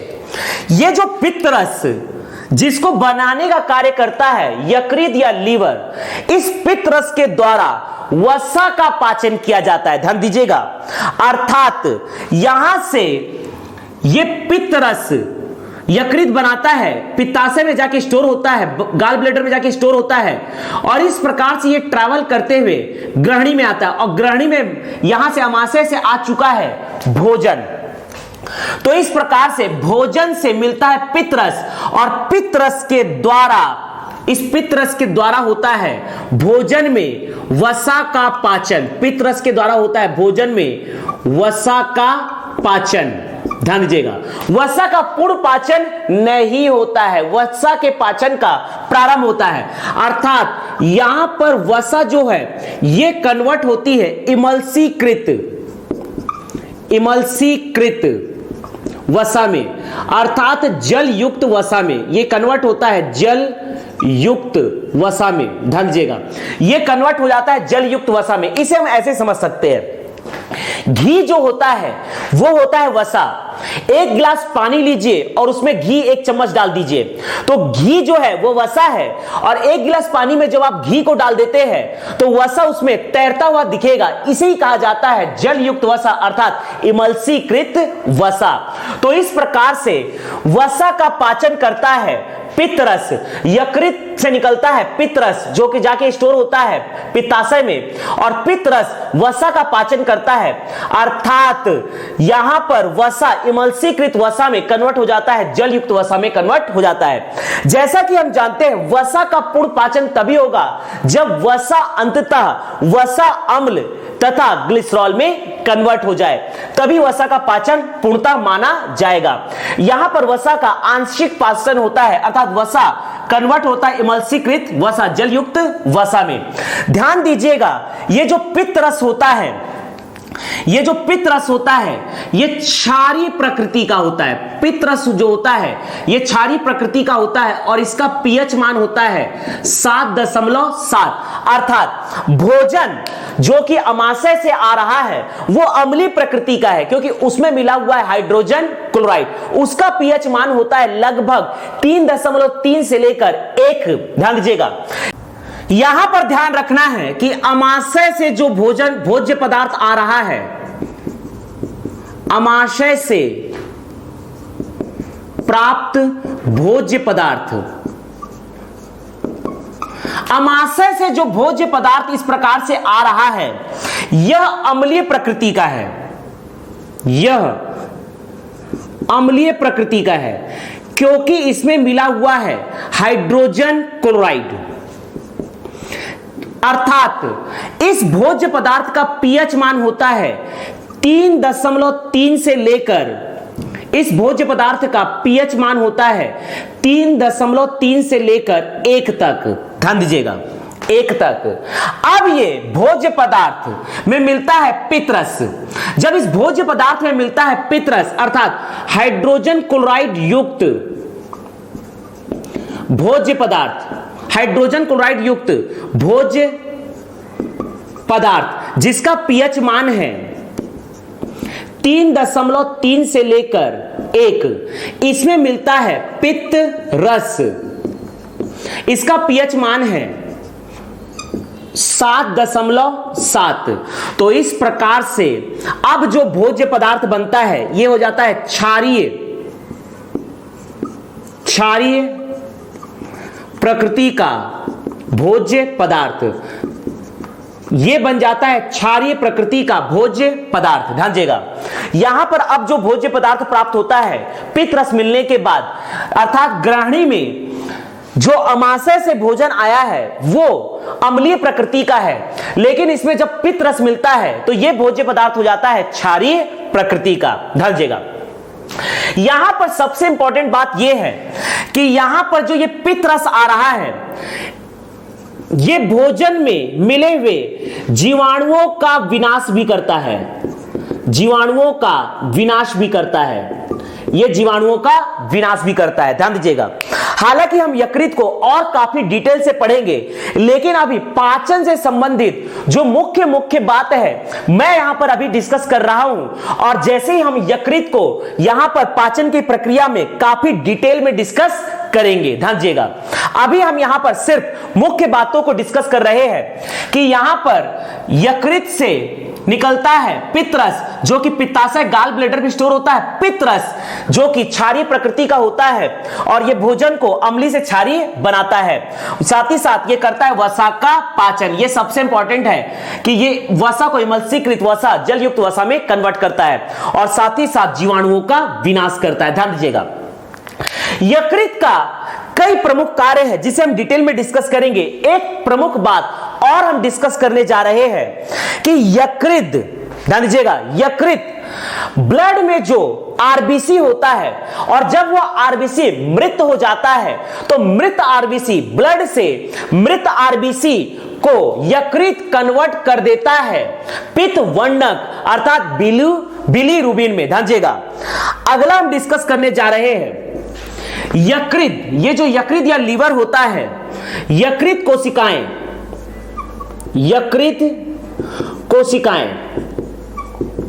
यकृत कोशिकाएं एक बहुत बड़ा काम करती है।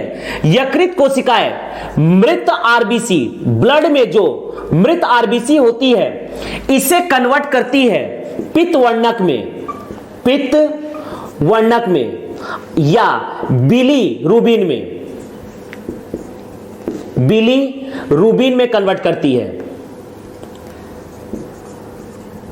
बिलीरुबिन में कन्वर्ट करती है। पित्त वर्णक, बाइल पिगमेंट या बिलीरुबिन, बिलीरुबिन में कन्वर्ट करती है। ध्यान दीजिएगा, यकृत कोशिकाएं, यकृत लीवर में पाया जाता है, लीवर सेल्स, यकृत कोशिकाएं, ये ब्लड में पाए जाने वाले आरबीसी, जब आरबीसी मृत हो जाता है तो मृत आरबीसी को कन्वर्ट करती है ये बिलीरुबिन या पित्त वर्णक, बाइल पिगमेंट या बिलीरुबिन में। ध्यान दीजिएगा, तो इस प्रकार से एक प्रमुख कार्य हो रहा है कि मृत आरबीसी कन्वर्ट होता है पित्त वर्णक या बिलीरुबिन में। अब ये बिलीरुबिन, चूंकि इसका कलर होता है, इसका रंग होता है पीला रंग का, ये पीले रंग का होता है और ये जाकर मिल जाता है पित्त रस में, ये जाकर मिल जाता है पित्त रस में, और इस प्रकार से पित्त रस आकर मिल जाता है अमाशय से जो भोज्य पदार्थ आ रहा है, इसमें मिल जाता है पित्त रस। हालांकि पित्त रस का कलर होता है हरा, पित्त रस का कलर होता है हरा, लेकिन अब चूंकि पित्त रस में मिल चुका है पित्त वर्णक या बिलीरुबिन, यकृत कोशिकाएं मृत आरबीसी, ब्लड में पाया जाता है आरबीसी, जब ये मृत हो जाती है तो मृत आरबीसी को यकृत कोशिकाएं कन्वर्ट कर देती है पित्त वर्णक या बिलीरुबिन में, जिसका रंग होता है पीला। ये आकर मिल जाती है पित्त रस में और पित्त में रस मिल जाता है भोज्य पदार्थ में। तो ये भोज्य पदार्थ जब अपचित रूप में हमारे मलाशय से, मल द्वार से बाहर निकलता है तो इसका भी रंग होता है पीला, इसलिए मल का रंग पीला होता है, क्योंकि इसमें पाया जाता है पित्त वर्णक। ध्यान दीजिएगा, क्योंकि इसमें पाया जाता है पित्त वर्णक, इसीलिए मल का रंग भी होता है पीला। ध्यान दीजिएगा, मल का रंग भी होता है पीला पित्त वर्णक के कारण। पित्त वर्णक यकृत कोशिकाएं मृत आरबीसी को कन्वर्ट करती है पित्त वर्णक या बिलीरुबिन में, जिसका रंग होता है पीला, और पित्त रस भोज्य पदार्थ में मिलता है अपचित भोज्य पदार्थ, जब बाहर निकलता है, मलाशय में एकत्रित होता है, मल द्वारा, एनस द्वारा बाहर आता है, तो मल का रंग होता है पीला बिलीरुबिन या पित्त वर्णक के कारण। पीलिया या जॉन्डिस, ये जो बीमारी होती है इसके बारे में हम थोड़ा सा समझते हैं। ध्यान दीजिएगा, पीलिया अर्थात जॉन्डिस,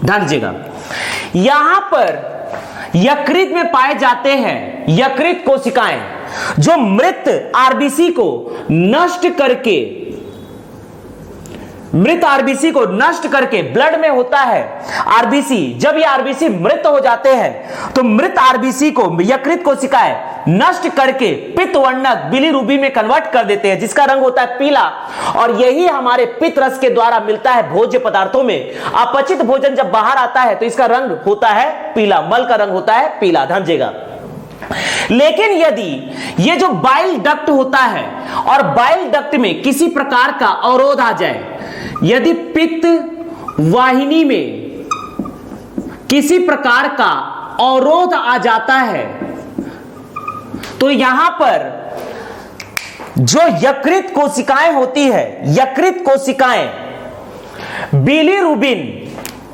यकृत कोशिकाएं बिलीरुबिन, बिलीरुबिन, बिलीरुबिन या पित्त वर्णक को यहां पर पित्त में, पित्त रस में नहीं मिलाता है, और इस प्रकार से ये हमारे शरीर में फैल जाता है। यही बिलीरुबिन या पित्त वर्णक हमारे शरीर में फैल जाता है, पित्त वर्णक। यकृत कोशिकाएं यदि पित्त वाहिनी में किसी भी प्रकार का अवरोध उत्पन्न हो जाता है तो यकृत कोशिकाएं इसे पित्त रस में नहीं मिलाता है, जिसके कारण यह बिलीरुबिन हमारे पूरे शरीर में फैल जाता है और यही बनता है पीलिया। इसी बीमारी को कहा जाता है पीलिया या जॉन्डिस। ध्यान दीजिएगा, इसी बीमारी को कहा जाता है पीलिया या जॉन्डिस। तो यह है आपका यकृत। इसे हम वैसे काफी डिटेल में डिस्कस करेंगे। जो इंपॉर्टेंट बात थी पाचन से संबंधित वो हमने यहां पर डिस्कस किया। ध्यान दीजिएगा, आगे हम डिस्कस करने जा रहे हैं।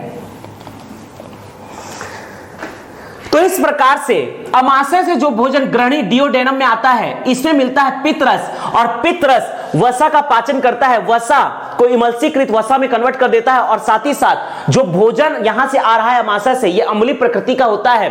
यकृत से आए हुए पित्त रस जो कि क्षारीय प्रकृति का होता है, यह भोजन को अंततः क्षारीय प्रकृति का बना देता है। साथ ही साथ भोजन में उपस्थित जीवाणुओं का विनाश करता है। और यकृत कोशिकाएं मृत ब्लड से, जो मृत आरबीसी है, इसे नष्ट करके पित्त वर्णक बनाती है। इसी कारण हमारे मल का रंग पीला होता है।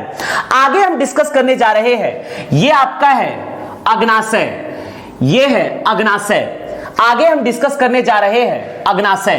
ध्यान दीजिएगा, आगे हम डिस्कस करने जा रहे हैं अग्नाशय। अग्नाशय या पेनक्रियाज, अग्नाशय या पेनक्रियाज। ध्यान दीजिएगा, अग्नाशय या पेनक्रियाज यह गुलाबी रंग की मानव शरीर की दूसरी सबसे बड़ी पाचक ग्रंथि है। मानव शरीर की सबसे बड़ी पाचक ग्रंथि है यकृत, कलेजा, जिगर या लीवर, और मानव शरीर की गुलाबी रंग की दूसरी सबसे बड़ी पाचक ग्रंथि है अग्नाशय। इसका रंग होता है गुलाबी। गुलाबी रंग का मानव शरीर का दूसरा सबसे बड़ा पाचक ग्रंथि, दूसरा सबसे बड़ा पाचक ग्रंथि, मानव शरीर का दूसरा सबसे बड़ा पाचक ग्रंथि है अग्नाशय। अग्नाशय से निकलता है अग्नाशयी रस, अर्थात यह स्रावित करती है, यहां से श्रावण होता है, यहां से निकलता है अग्नाशय रस या अग्नाशयी रस। ध्यान दीजिएगा, अग्नाशय से निकलता है अग्नाशयी रस, अग्नाशय से निकलता है अग्नाशयी रस, और अग्नाशयी रस में 3 प्रकार के एंजाइम्स पाए जाते हैं। अग्नाशयी रस में 3 प्रकार के एंजाइम्स पाए जाते हैं। ध्यान दीजिएगा, 3 प्रकार के एंजाइम्स पाए जाते हैं। पहला है आपका ट्रिप्सिन,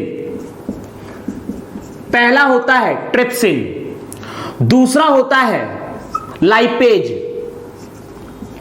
दूसरा होता है लाइपेज, और तीसरा होता है एमाइलेज, तीसरा होता है एमाइलेज। ध्यान दीजिएगा, ये जो अग्नाशय है और ये है यकृत या लीवर, अग्नाशय पेनक्रियाज, यकृत लीवर, ये दोनों एक संयुक्त नलिका से जुड़ते हुए डियोडेनम या ग्रहणी में खुलते हैं। ध्यान दीजिएगा, अग्नाशय होता है गुलाबी रंग का मानव शरीर का दूसरा सबसे बड़ा पाचक ग्रंथि। पेनक्रियाज या अग्नाशय से निकलने वाला पाचक रस होता है अग्नाशयी रस, जो कि एक पाचक रस है। यहां से निकलने वाला पाचक रस होता है अग्नाशयी रस। अग्नाशयी रस में 3 प्रकार के एंजाइम्स पाए जाते हैं, ट्रिप्सिन, लाइपेज और एमाइलेज। ध्यान दीजिएगा, ट्रिप्सिन, लाइपेज और एमाइलेज। ट्रिप्सिन करता है प्रोटीन का पाचन, ट्रिप्सिन करता है प्रोटीन का पाचन, ट्रिप्सिन करता है प्रोटीन का पाचन। अर्थात ध्यान दीजिएगा, यहां पर अभी हमने डिस्कस किया था, अमाशय में पाए जाते हैं, अमाशय के आंतरिक दीवारों में पाए जाते हैं जठर ग्रंथि, गैस्ट्रिक ग्लैंड। गैस्ट्रिक ग्लैंड में 3 प्रकार के एंजाइम्स पाए जाते हैं, pepsin, rennin, mucin. Pepsin protein का पाचन करता है और प्रोटीन को कन्वर्ट कर देता है पेप्टोन में।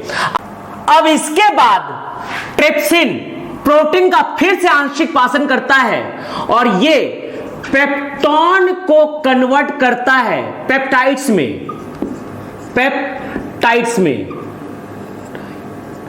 ये कन्वर्ट करता है पेप्टोन को पेप्टाइड्स में। ध्यान दीजिएगा, तो इस प्रकार से हमने डिस्कस किया था कि जठर ग्रंथि में पाया जाता है एंजाइम पेप्सिन, जो प्रोटीन को पेप्टोन में कन्वर्ट करता है, और यहां पर अग्नाशय कि अग्नाशयी रस में 3 प्रकार के एंजाइम्स में से एक एंजाइम है ट्रिप्सिन, जो प्रोटीन का आंशिक पाचन फिर से करता है और पेप्टॉन को कन्वर्ट करता है पेप्टाइड्स में। ध्यान दीजिएगा, लाइपेज करता है वसा का पाचन, लाइपेज करता है वसा का पाचन।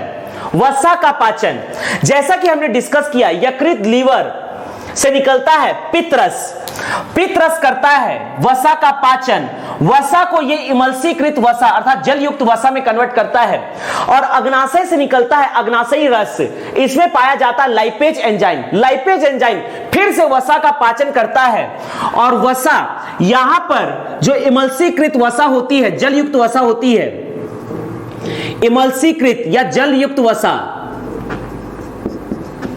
इमल्सीकृत वसा या जल युक्त वसा को यह कन्वर्ट कर देता है वसा अम्ल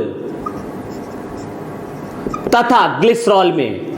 तो हमने यहां पर पाया कि यहां पर लाइपेज वसा का पूर्ण पाचन कर देता है, लेकिन इमल्सीकृत वसा अम्ल ग्लिसरॉल में परिवर्तित हो जाते हैं, लेकिन यहां पर पित्त रस ने वसा को इमल्सीकृत वसा में कन्वर्ट किया था, उसका लगभग 60% इमल्सीकृत वसा कन्वर्ट हो जाता है वसा अम्ल तथा ग्लिसरॉल में, लेकिन 40% इमल्सीकृत वसा कन्वर्ट नहीं हो पाते हैं। वो आगे जाकर छोटी आंत का जो इलियम होता है, यहां पर पाया जाता है आंत्र रस के लाइपेज से ये पूर्ण रूप से पाचित हो जाते हैं। लेकिन लाइपेज जो कि अग्नाशय का लाइपेज है, अग्नाशयी लाइपेज जो होता है, ये वसा का पाचन करता है, अर्थात इमल्सीकृत वसा को वसा अम्ल और ग्लिसरॉल में कन्वर्ट कर देता है, अर्थात 60%, लगभग 60% इमल्सीकृत वसा जो कि कन्वर्ट हो जाता है वसा अम्ल तथा ग्लिसरॉल में। बचा हुआ इमल्सीकृत वसा का पाचन करेगा आपका छोटी आंत के इलियम में पाया जाता है आंत्र ग्रंथि से निकलता है आंत्र रस। तो आंत्र रस से यहां पर पचित हो जाएगा इमल्सीकृत वसा, जिसको हम आगे अभी डिस्कस करने जाएंगे। तो छोटी आंत पूर्ण रूप से पचित कर देगा। ए माइलेज करता है कार्बोहाइड्रेट का पाचन। ए माइलेज करता है कार्बोहाइड्रेट का पाचन। ध्यान दीजिएगा, यहां पर ए माइलेज करता है कार्बोहाइड्रेट का पाचन, अर्थात ये स्टार्च या हम कह सकते हैं स्टार्च या मंड को कन्वर्ट कर देता है सबसे सरलतम रूप अर्थात ग्लूकोज या शर्करा में ये कन्वर्ट कर देता है, ग्लूकोज या शर्करा में कन्वर्ट कर देता है, अर्थात कार्बोहाइड्रेट का पूर्णतः पाचन हो जाता है। लेकिन इसमें भी हमको ध्यान देना है कि यहां पर ग्लूकोज में कन्वर्ट हो गया, अर्थात कार्बोहाइड्रेट का पूर्णतः पाचन हो गया, लेकिन फिर भी यहां पर जो आपका अग्नाशय में पाया जाता है एंजाइम ए माइलेज, ये स्टार्च या मंड का 100% पाचन नहीं करता, अर्थात यहां पर भी लगभग 60% स्टार्च कन्वर्ट हो जाता है ग्लूकोज में, बचे हुए 40% को कन्वर्ट करेगा ग्लूकोज में छोटी आंत का इलियम के आंत्र ग्रंथियों से जो निकलता है आंत्ररस, उसके द्वारा इमल्सीकृत वसा तथा स्टार्च का पूर्णतः पाचन कर दिया जाएगा।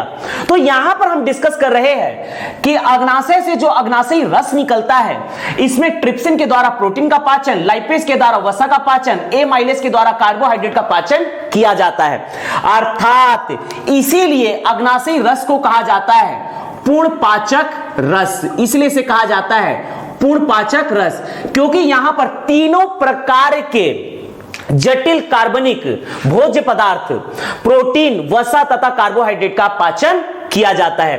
ट्रिप्सिन के द्वारा प्रोटीन का पाचन, यहां पर प्रोटीन का पेप्टॉन फॉर्म कन्वर्ट होता है पेप्टाइड्स में, लाइपेज के द्वारा वसा का पाचन अर्थात इमल्सीकृत वसा का कन्वर्जन होता है वसा अम्ल तथा ग्लिसरॉल में, तथा ए माइलेज एंजाइम के द्वारा कार्बोहाइड्रेट का पाचन स्टार्च या मंड का ग्लूकोज या शर्करा में परिवर्तन होता है।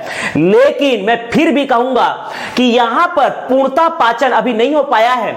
यह इमल्सीकृत वसा का 60% पच जाता है, स्टार्च का भी 60% पच के ग्लूकोज में कन्वर्ट हो जाता है, बचे हुए 40% छोटी आंत में पचेगा।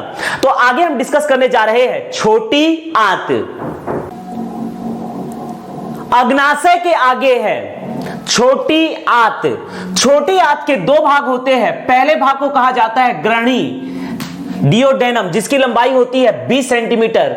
छोटी आंत का पिछला भाग होता है, दूसरा भाग होता है इलियम, जिसकी लंबाई होती है 5.5 मीटर से लेकर 6 मीटर तक।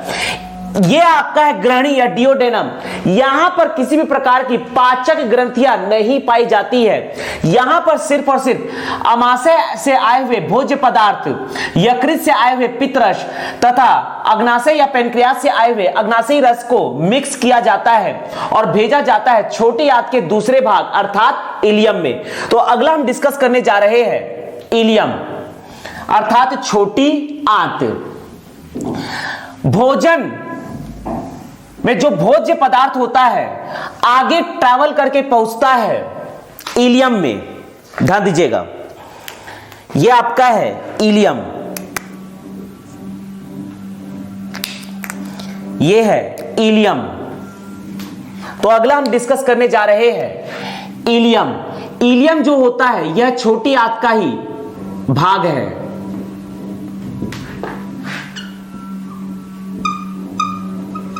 इलियम की लंबाई होती है 5.5 मीटर से लेकर 6 मीटर तक। इसी कारण इलियम और ग्रहणी डियोडेनम को मिलाकर छोटी आंत की कुल लंबाई हो जाती है। छोटी आंत स्मॉल इंटेस्टाइन की कुल लंबाई हो जाती है 6.5 मीटर तक। छोटी आंत की कुल लंबाई हो जाती है स्मॉल इंटेस्टाइन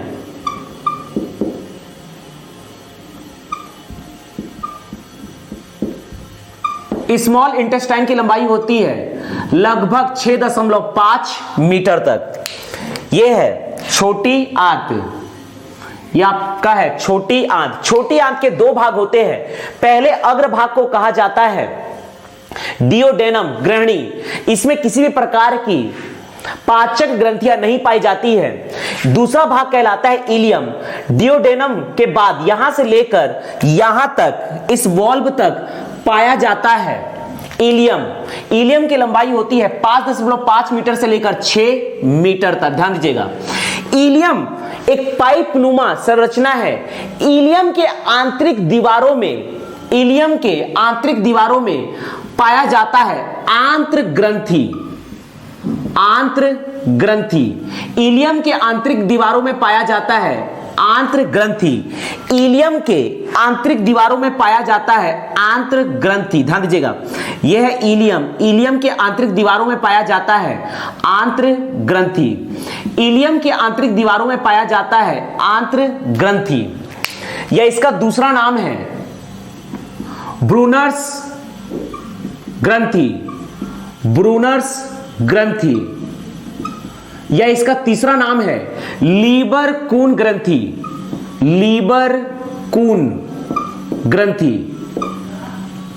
ध्यान दीजिएगा, इलियम के आंतरिक दीवारों में पाचक ग्रंथि के रूप में पाया जाता है आंत्र ग्रंथि, ब्रूनर्स ग्रंथि या लीबर-कून ग्रंथि, इंटेस्टाइनल ग्लैंड और ब्रूनर्स ग्लैंड और लीबर-कून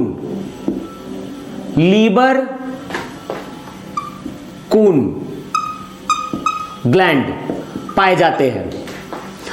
इलियम के आंतरिक दीवारों में पाचक ग्रंथि के रूप में पाए जाते हैं आंत्र ग्रंथि, ब्रूनर्स ग्रंथि या लीबर-कून ग्रंथि। आंत्र ग्रंथि से स्रावित होने वाला रस है पाचक रस है। स्रावित होने वाला पाचक रस को कहा जाता है आंत्र रस। और इस आंत्र रस में 5 प्रकार के एंजाइम्स पाए जाते हैं। इस आंत्र रस में 5 प्रकार के एंजाइम्स पाए जाते हैं, जिसमें से पहला है 5 प्रकार के एंजाइम्स पाए जाते हैं। पहला है आपका इरेप्सिन। पहला एंजाइम है इरेप्सिन। इरेप्सिन करता है प्रोटीन का पाचन। ध्यान दीजिएगा, प्रोटीन का पाचन। जैसा कि हम जानते हैं कि यहां पर ये आपका है डियोडेनम, ग्रहणी। ग्रहणी में अग्नाशय से आया था, अग्नाशयी रस। अग्नाशयी रस में पाया जाता है ट्रिप्सिन। ट्रिप्सिन ने किया था प्रोटीन का पाचन। ट्रिप्सिन ने किया था प्रोटीन का पाचन और पेप्टॉन को कन्वर्ट किया था पेप्टाइड्स में। तो इस प्रकार से इरेप्सिन में इरेप्सिन के द्वारा किया जाता है प्रोटीन का पाचन, अर्थात ये पेप्टाइड्स को कन्वर्ट कर देता है अंततः अमीनो अम्ल में। ये कन्वर्ट कर देता है अमीनो अम्ल में, अर्थात यहां पर पूर्ण रूप से हो जाता है प्रोटीन का पाचन। पेप्टाइड्स कन्वर्ट हो जाते हैं अमीनो अम्ल में। दूसरा एंजाइम्स पाया जाता है लाइपेज। ध्यान दीजिएगा, अग्नाशयी रस में भी पाया जाता है लाइपेज। उसको कहा जाता है अग्नाशयी लाइपेज और इसे कहा जाता है आंत्र लाइपेज, अर्थात इलियम में पाई जाने वाला लाइपेज, इलियम लाइपेज या आंत्र लाइपेज। यहां पर दूसरा एंजाइम पाया जाता है लाइपेज। जैसा कि अग्नाशयी रस में पाया जाता था लाइपेज, वसा का पाचन करता था, और यह लाइपेज भी करता है वसा का पाचन। आंत्र रस में पाया जाता है लाइपेज एंजाइम जो करता है वसा का पाचन। ध्यान दीजिएगा, जैसा कि हम जानते हैं कि यहां पर पित्त रस के द्वारा वसा का पाचन होकर वसा बनता है इमल्सीकृत वसा में, लेकिन अग्नाशयी रस से जो लाइपेज निकला था उसने पूरी तरह से इमल्सीकृत वसा को कन्वर्ट नहीं किया था वसा अम्ल तथा ग्लिसरॉल में। 60% कन्वर्ट हो गया था। अब बचा हुआ 40% ये आंत्र रस में पाए जाने वाला लाइपेज बचे हुए इमल्सीकृत वसा को कन्वर्ट करेगा वसा अम्ल में। तो ये कन्वर्ट करता है इमल्सीकृत, इमल्सी, ध्यान दीजिएगा, इमल्सीकृत वसा को ये कन्वर्ट करता है, बचे हुए 40% इमल्सीकृत वसा को कन्वर्ट करता है वसा अम्ल तथा ग्लिसरॉल में। तो इस प्रकार से अब पूरे के पूरे 100% वसा का इमल्सीकृत वसा का वसा अम्ल तथा ग्लिसरॉल में परिवर्तन हो जाता है। 60% इमल्सीकृत वसा का पाचन करता है आपके अग्नाशयी रस में पाए जाने वाले लाइपेज के द्वारा, और 40% इमल्सीकृत वसा का आंत्र रस में पाए जाने वाले लाइपेज के द्वारा वसा अम्ल तथा ग्लिसरॉल में पाचन किया जाता है, अर्थात परिवर्तन किया जाता है। तो इस प्रकार से आपका वसा का भी पूर्णता पाचन हो जाता है। तीसरा एंजाइम जो है यह है आपका माल्टेज। माल्टेज चौथा है, माल्टेज चौथा है, माल्टेज चौथा है सुक्रेज, माल्टेज सुक्रेज, और पांचवा है लैक्टेज। ध्यान दीजिएगा, लैक्टेज। ये तीन प्रकार के एंजाइम्स माल्टेज, सुक्रेज, लैक्टेज, इन तीनों से होता है कार्बोहाइड्रेट का पाचन। इन तीनों से होता है कार्बोहाइड्रेट का पाचन। इन तीनों से होता है कार्बोहाइड्रेट का पाचन। ध्यान दीजिएगा, इसमें हम पहला डिस्कस कर रहे हैं माल्टेज। पहला है माल्टेज। यदि हम बात करते हैं माल्टेज का, तो माल्टेज एंजाइम के द्वारा कार्बोहाइड्रेट के पाचन में माल्टोज कन्वर्ट होता है, माल्टोज कन्वर्ट होता है ग्लूकोज में, माल्टोज कन्वर्ट होता है ग्लूकोज में। ध्यान दीजिएगा, माल्टोज कन्वर्ट होता है ग्लूकोज में। सुक्रेज एंजाइम के द्वारा, सुक्रेज एंजाइम के द्वारा सुक्रोज जो कि एक कार्बोहाइड्रेट होता है, सुक्रोज कन्वर्ट होता है ग्लूकोज में। और लास्ट लैक्टेज एंजाइम के द्वारा लैक्टोज जो कि एक कार्बोहाइड्रेट होता है, ये कन्वर्ट होता है ग्लूकोज में। ध्यान दीजिएगा, यहां पर हम डिस्कस कर रहे हैं छोटी आंत, स्मॉल इंटेस्टाइन का दूसरा भाग जो होता है इलियम। इसकी लंबाई होती है 5.5 मीटर से लेकर 6 मीटर तक। ध्यान दीजिएगा, इलियम के आंतरिक दीवारों में पाया जाता है आंत्र ग्रंथि, बुरनर्स ग्रंथि या लीवर कुंड ग्रंथि। ये पाचक रस छोड़ते हैं। आंत्र रस, आंत्र रस में 5 प्रकार के एंजाइम्स पाए जाते हैं। पहला है आपका इरेप्सिन। इरेप्सिन करता है प्रोटीन का पाचन, पेप्टाइड्स को कन्वर्ट करता है अमीनो अम्ल में, तो इस प्रकार से प्रोटीन पूर्णतः कन्वर्ट हो जाता है। लाइपेज 40% बचे हुए वसा का पाचन करता है, अर्थात इमल्सीकृत वसा का वसा अम्ल तथा ग्लिसरॉल में परिवर्तन करता है। माल्टेज, सुक्रेज तथा लैक्टेज ये कार्बोहाइड्रेट का पाचन करते हैं। माल्टेज एंजाइम माल्टोज को ग्लूकोज में कन्वर्ट करता है, सुक्रेज एंजाइम सुक्रोज को ग्लूकोज में कन्वर्ट करता है और लैक्टेज एंजाइम लैक्टोज को ग्लूकोज में कन्वर्ट करता है। अर्थात अंततः हमें कार्बोहाइड्रेट का पूर्णतः पाचन होकर मिलता है ग्लूकोज।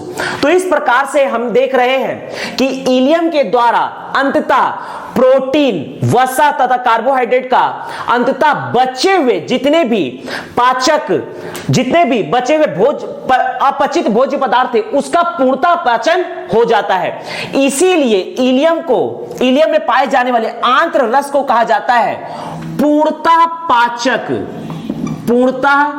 पाचक रस, क्योंकि अग्नाशयी रस के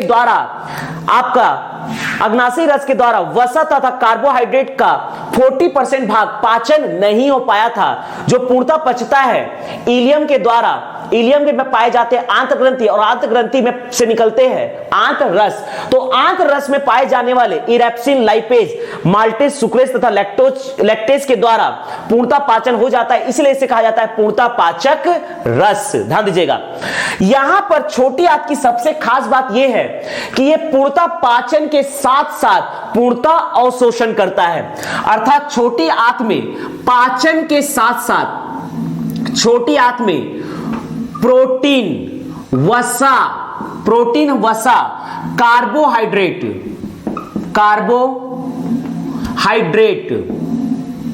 का पाचन के साथ पूर्णतः पाचन के साथ साथ अवशोषण होता है। पाचन के साथ साथ अवशोषण होता है। अवशोषण या एब्जॉर्प्शन का मतलब यह होता है कि जो भोजन नहीं पच पाया है, जो भोज्य पदार्थ नहीं पच पाया है, उसे अब हम कहेंगे अपचित भोज्य पदार्थ।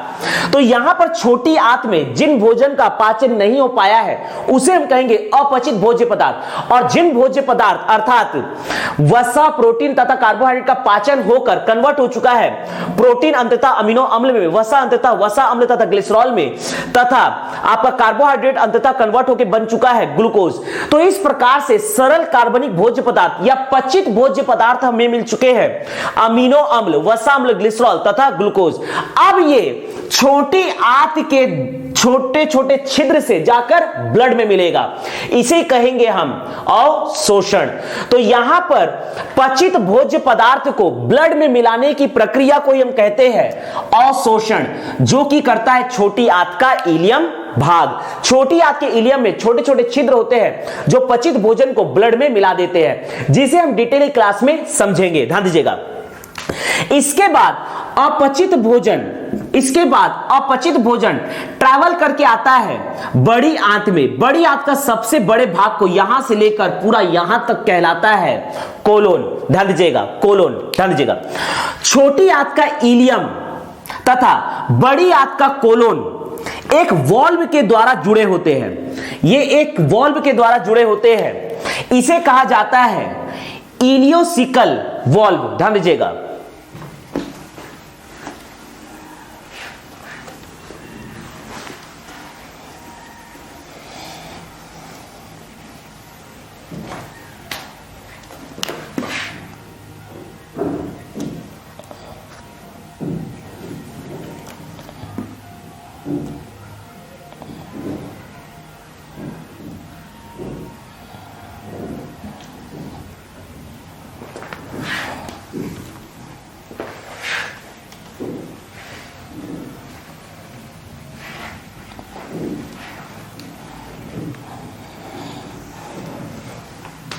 डिटेल क्लास में छोटी आंत को भी हम काफी डिटेल में समझेंगे। यकृत, अग्नाशय, पेनक्रियाज, इन सबको हम काफी डिटेल में समझेंगे। अभी हम इनकी प्रमुख बातों को डिस्कस कर रहे हैं। ध्यान दीजिएगा,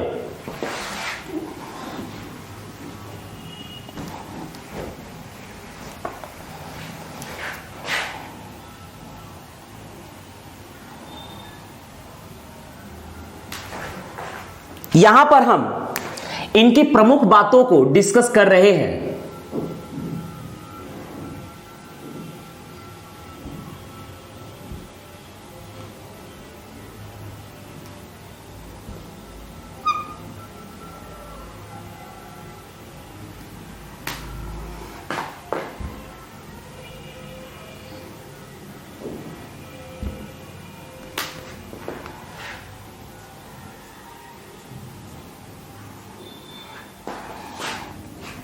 ध्यान दीजिएगा, आगे हम देख रहे हैं जो अपचित भोज्य पदार्थ है, अब ये ट्रैवल करके आएगा छोटी आंत स्मॉल इंटेस्टाइन के इलियम से बड़ी आंत के कोलोन में। ध्यान दीजिएगा, बड़ी आंत में यहां पर एक छोटा सा भाग होता है, ये छोटा सा भाग होता है, छोटा सा भाग जिसकी लंबाई होती है 6 से 8 सेंटीमीटर। इसे कहा जाता है सिकम, इसे कहा जाता है सिकम।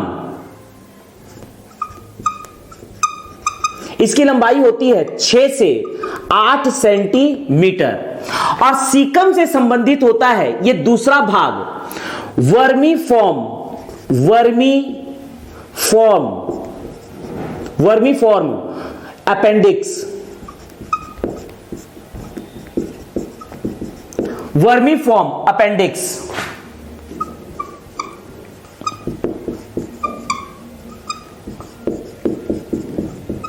ध्यान दीजिएगा, यहां पर वर्मीफॉर्म अपेंडिक्स की लंबाई होती है 7 सेंटीमीटर से लेकर 9 सेंटीमीटर तक, समझते हैं।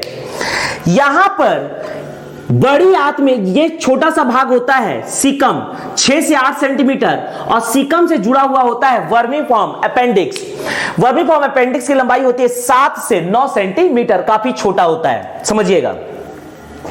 शाकाहारी जंतुओं में सेल्यूलोज के पाचन के लिए सीकम तथा वर्मीफॉर्म अपेंडिक्स कार्य करते हैं।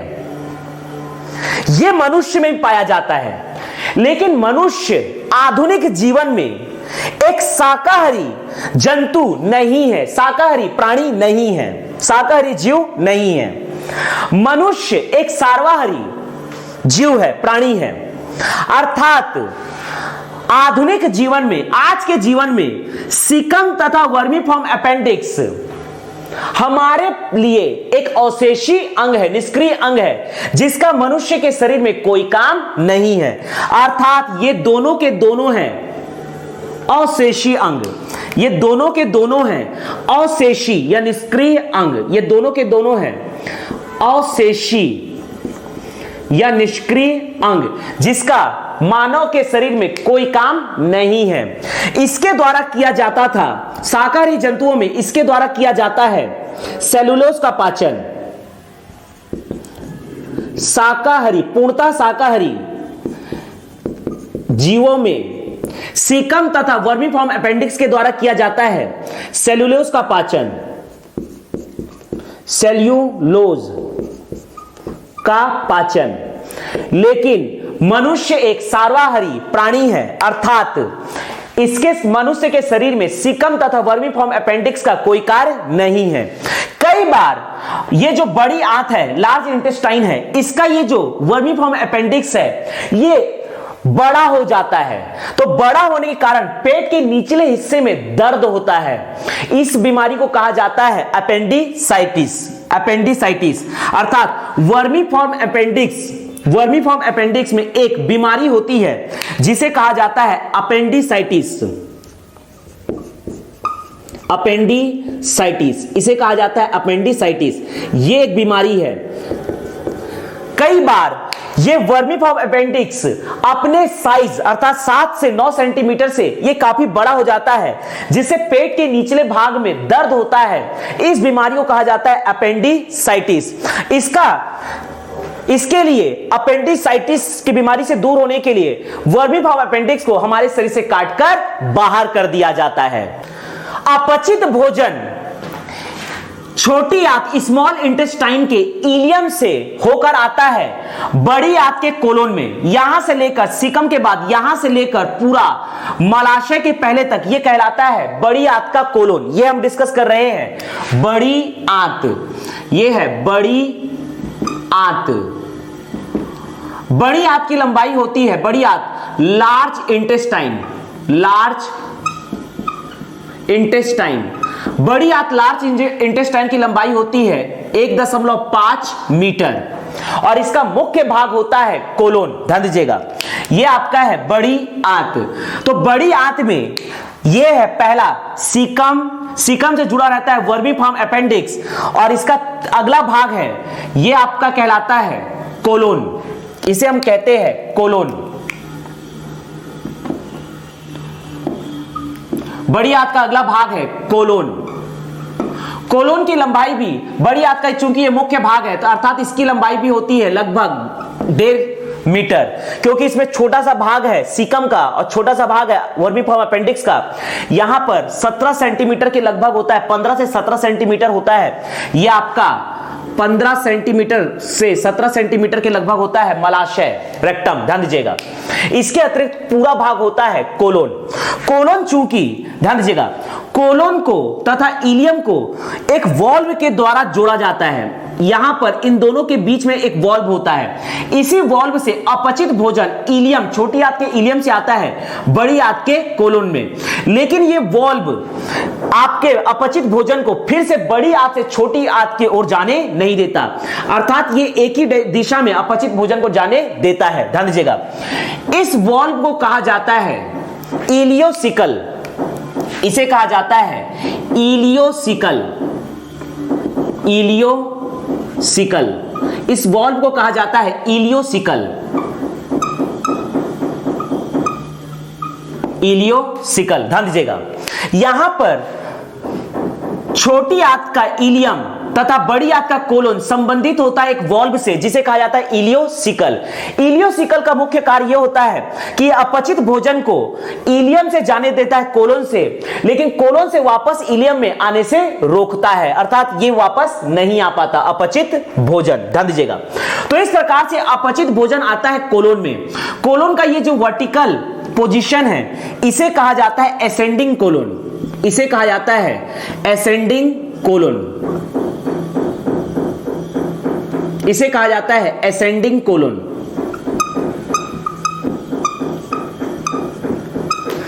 ये हॉरिजॉन्टल वाला भाग कहलाता है ट्रांसवर्स कोलोन, ट्रांसवर्स कोलोन। फिर से ये वर्टिकल वाला भाग कहलाता है, इसे कहा जाता है डिसेंडिंग कोलोन, इसे कहा जाता है डिसेंडिंग कोलोन। और ये हॉरिजॉन्टल वाले भाग को कहा जाता है सिग्मोइड कोलोन, सिग्मोइड कोलोन। और ये आता है आपका मलाशय, जहां पर अस्थायी रूप से मल एकत्रित होता है रेक्टम, और रेक्टम से मलाशय से जुड़ा होता है मल द्वार एनस, जहां से मल बाहर निकाला जाता है, यह है एनस। ध्यान दीजिएगा, तो अपचित भोजन जो कि इलियोसिकल वॉल्व से होते हुए बड़ी आंत के कोलोन में आता है और इस प्रकार से ट्रैवल करते हुए अपचित भोजन आ जाता है मलाशय में, अर्थात मलाशय का मुख्य कार्य होता है अपचित भोजन का संग्रहण। मलाशय का कार्य है अपचित भोजन का संग्रहण, अपचित भोजन का संग्रहण। इसके पहले हम एक बात समझते हैं कि जब भोजन इलियम से कोलोन में आता है तो इसमें पानी रहता है, अभी तक पानी का अवशोषण कहीं नहीं हुआ है। तो कोलोन का मुख्य कार्य होता है कि कोलोन पानी को, अपचित भोजन में जो पानी होता है, जल होता है, जल को अवशोषित कर लेता है।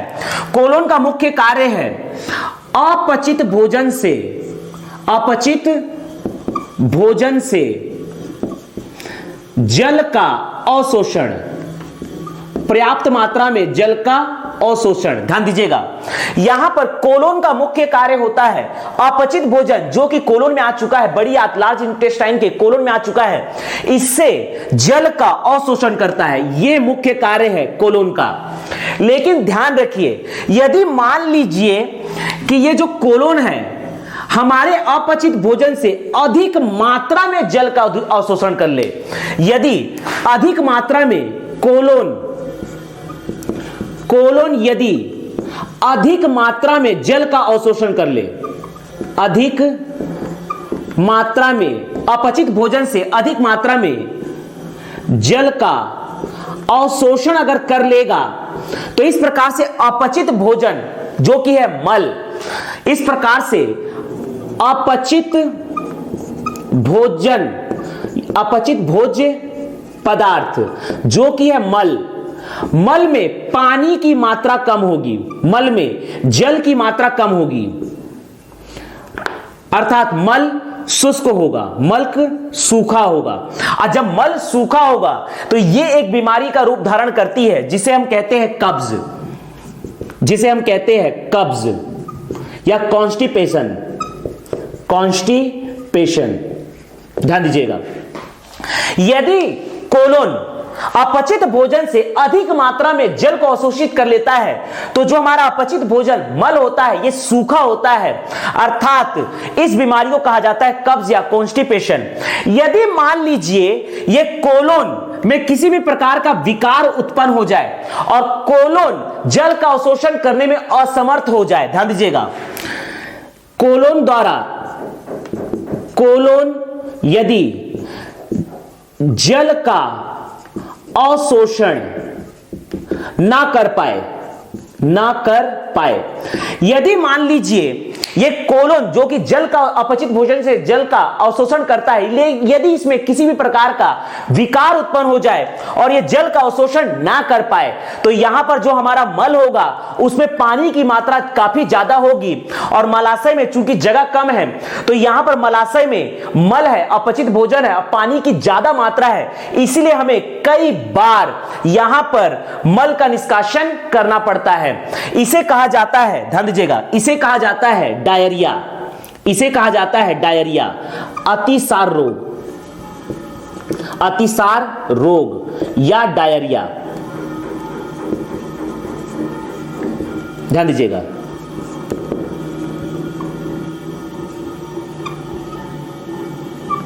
इसे कहा जाता है अतिसार रोग या डायरिया।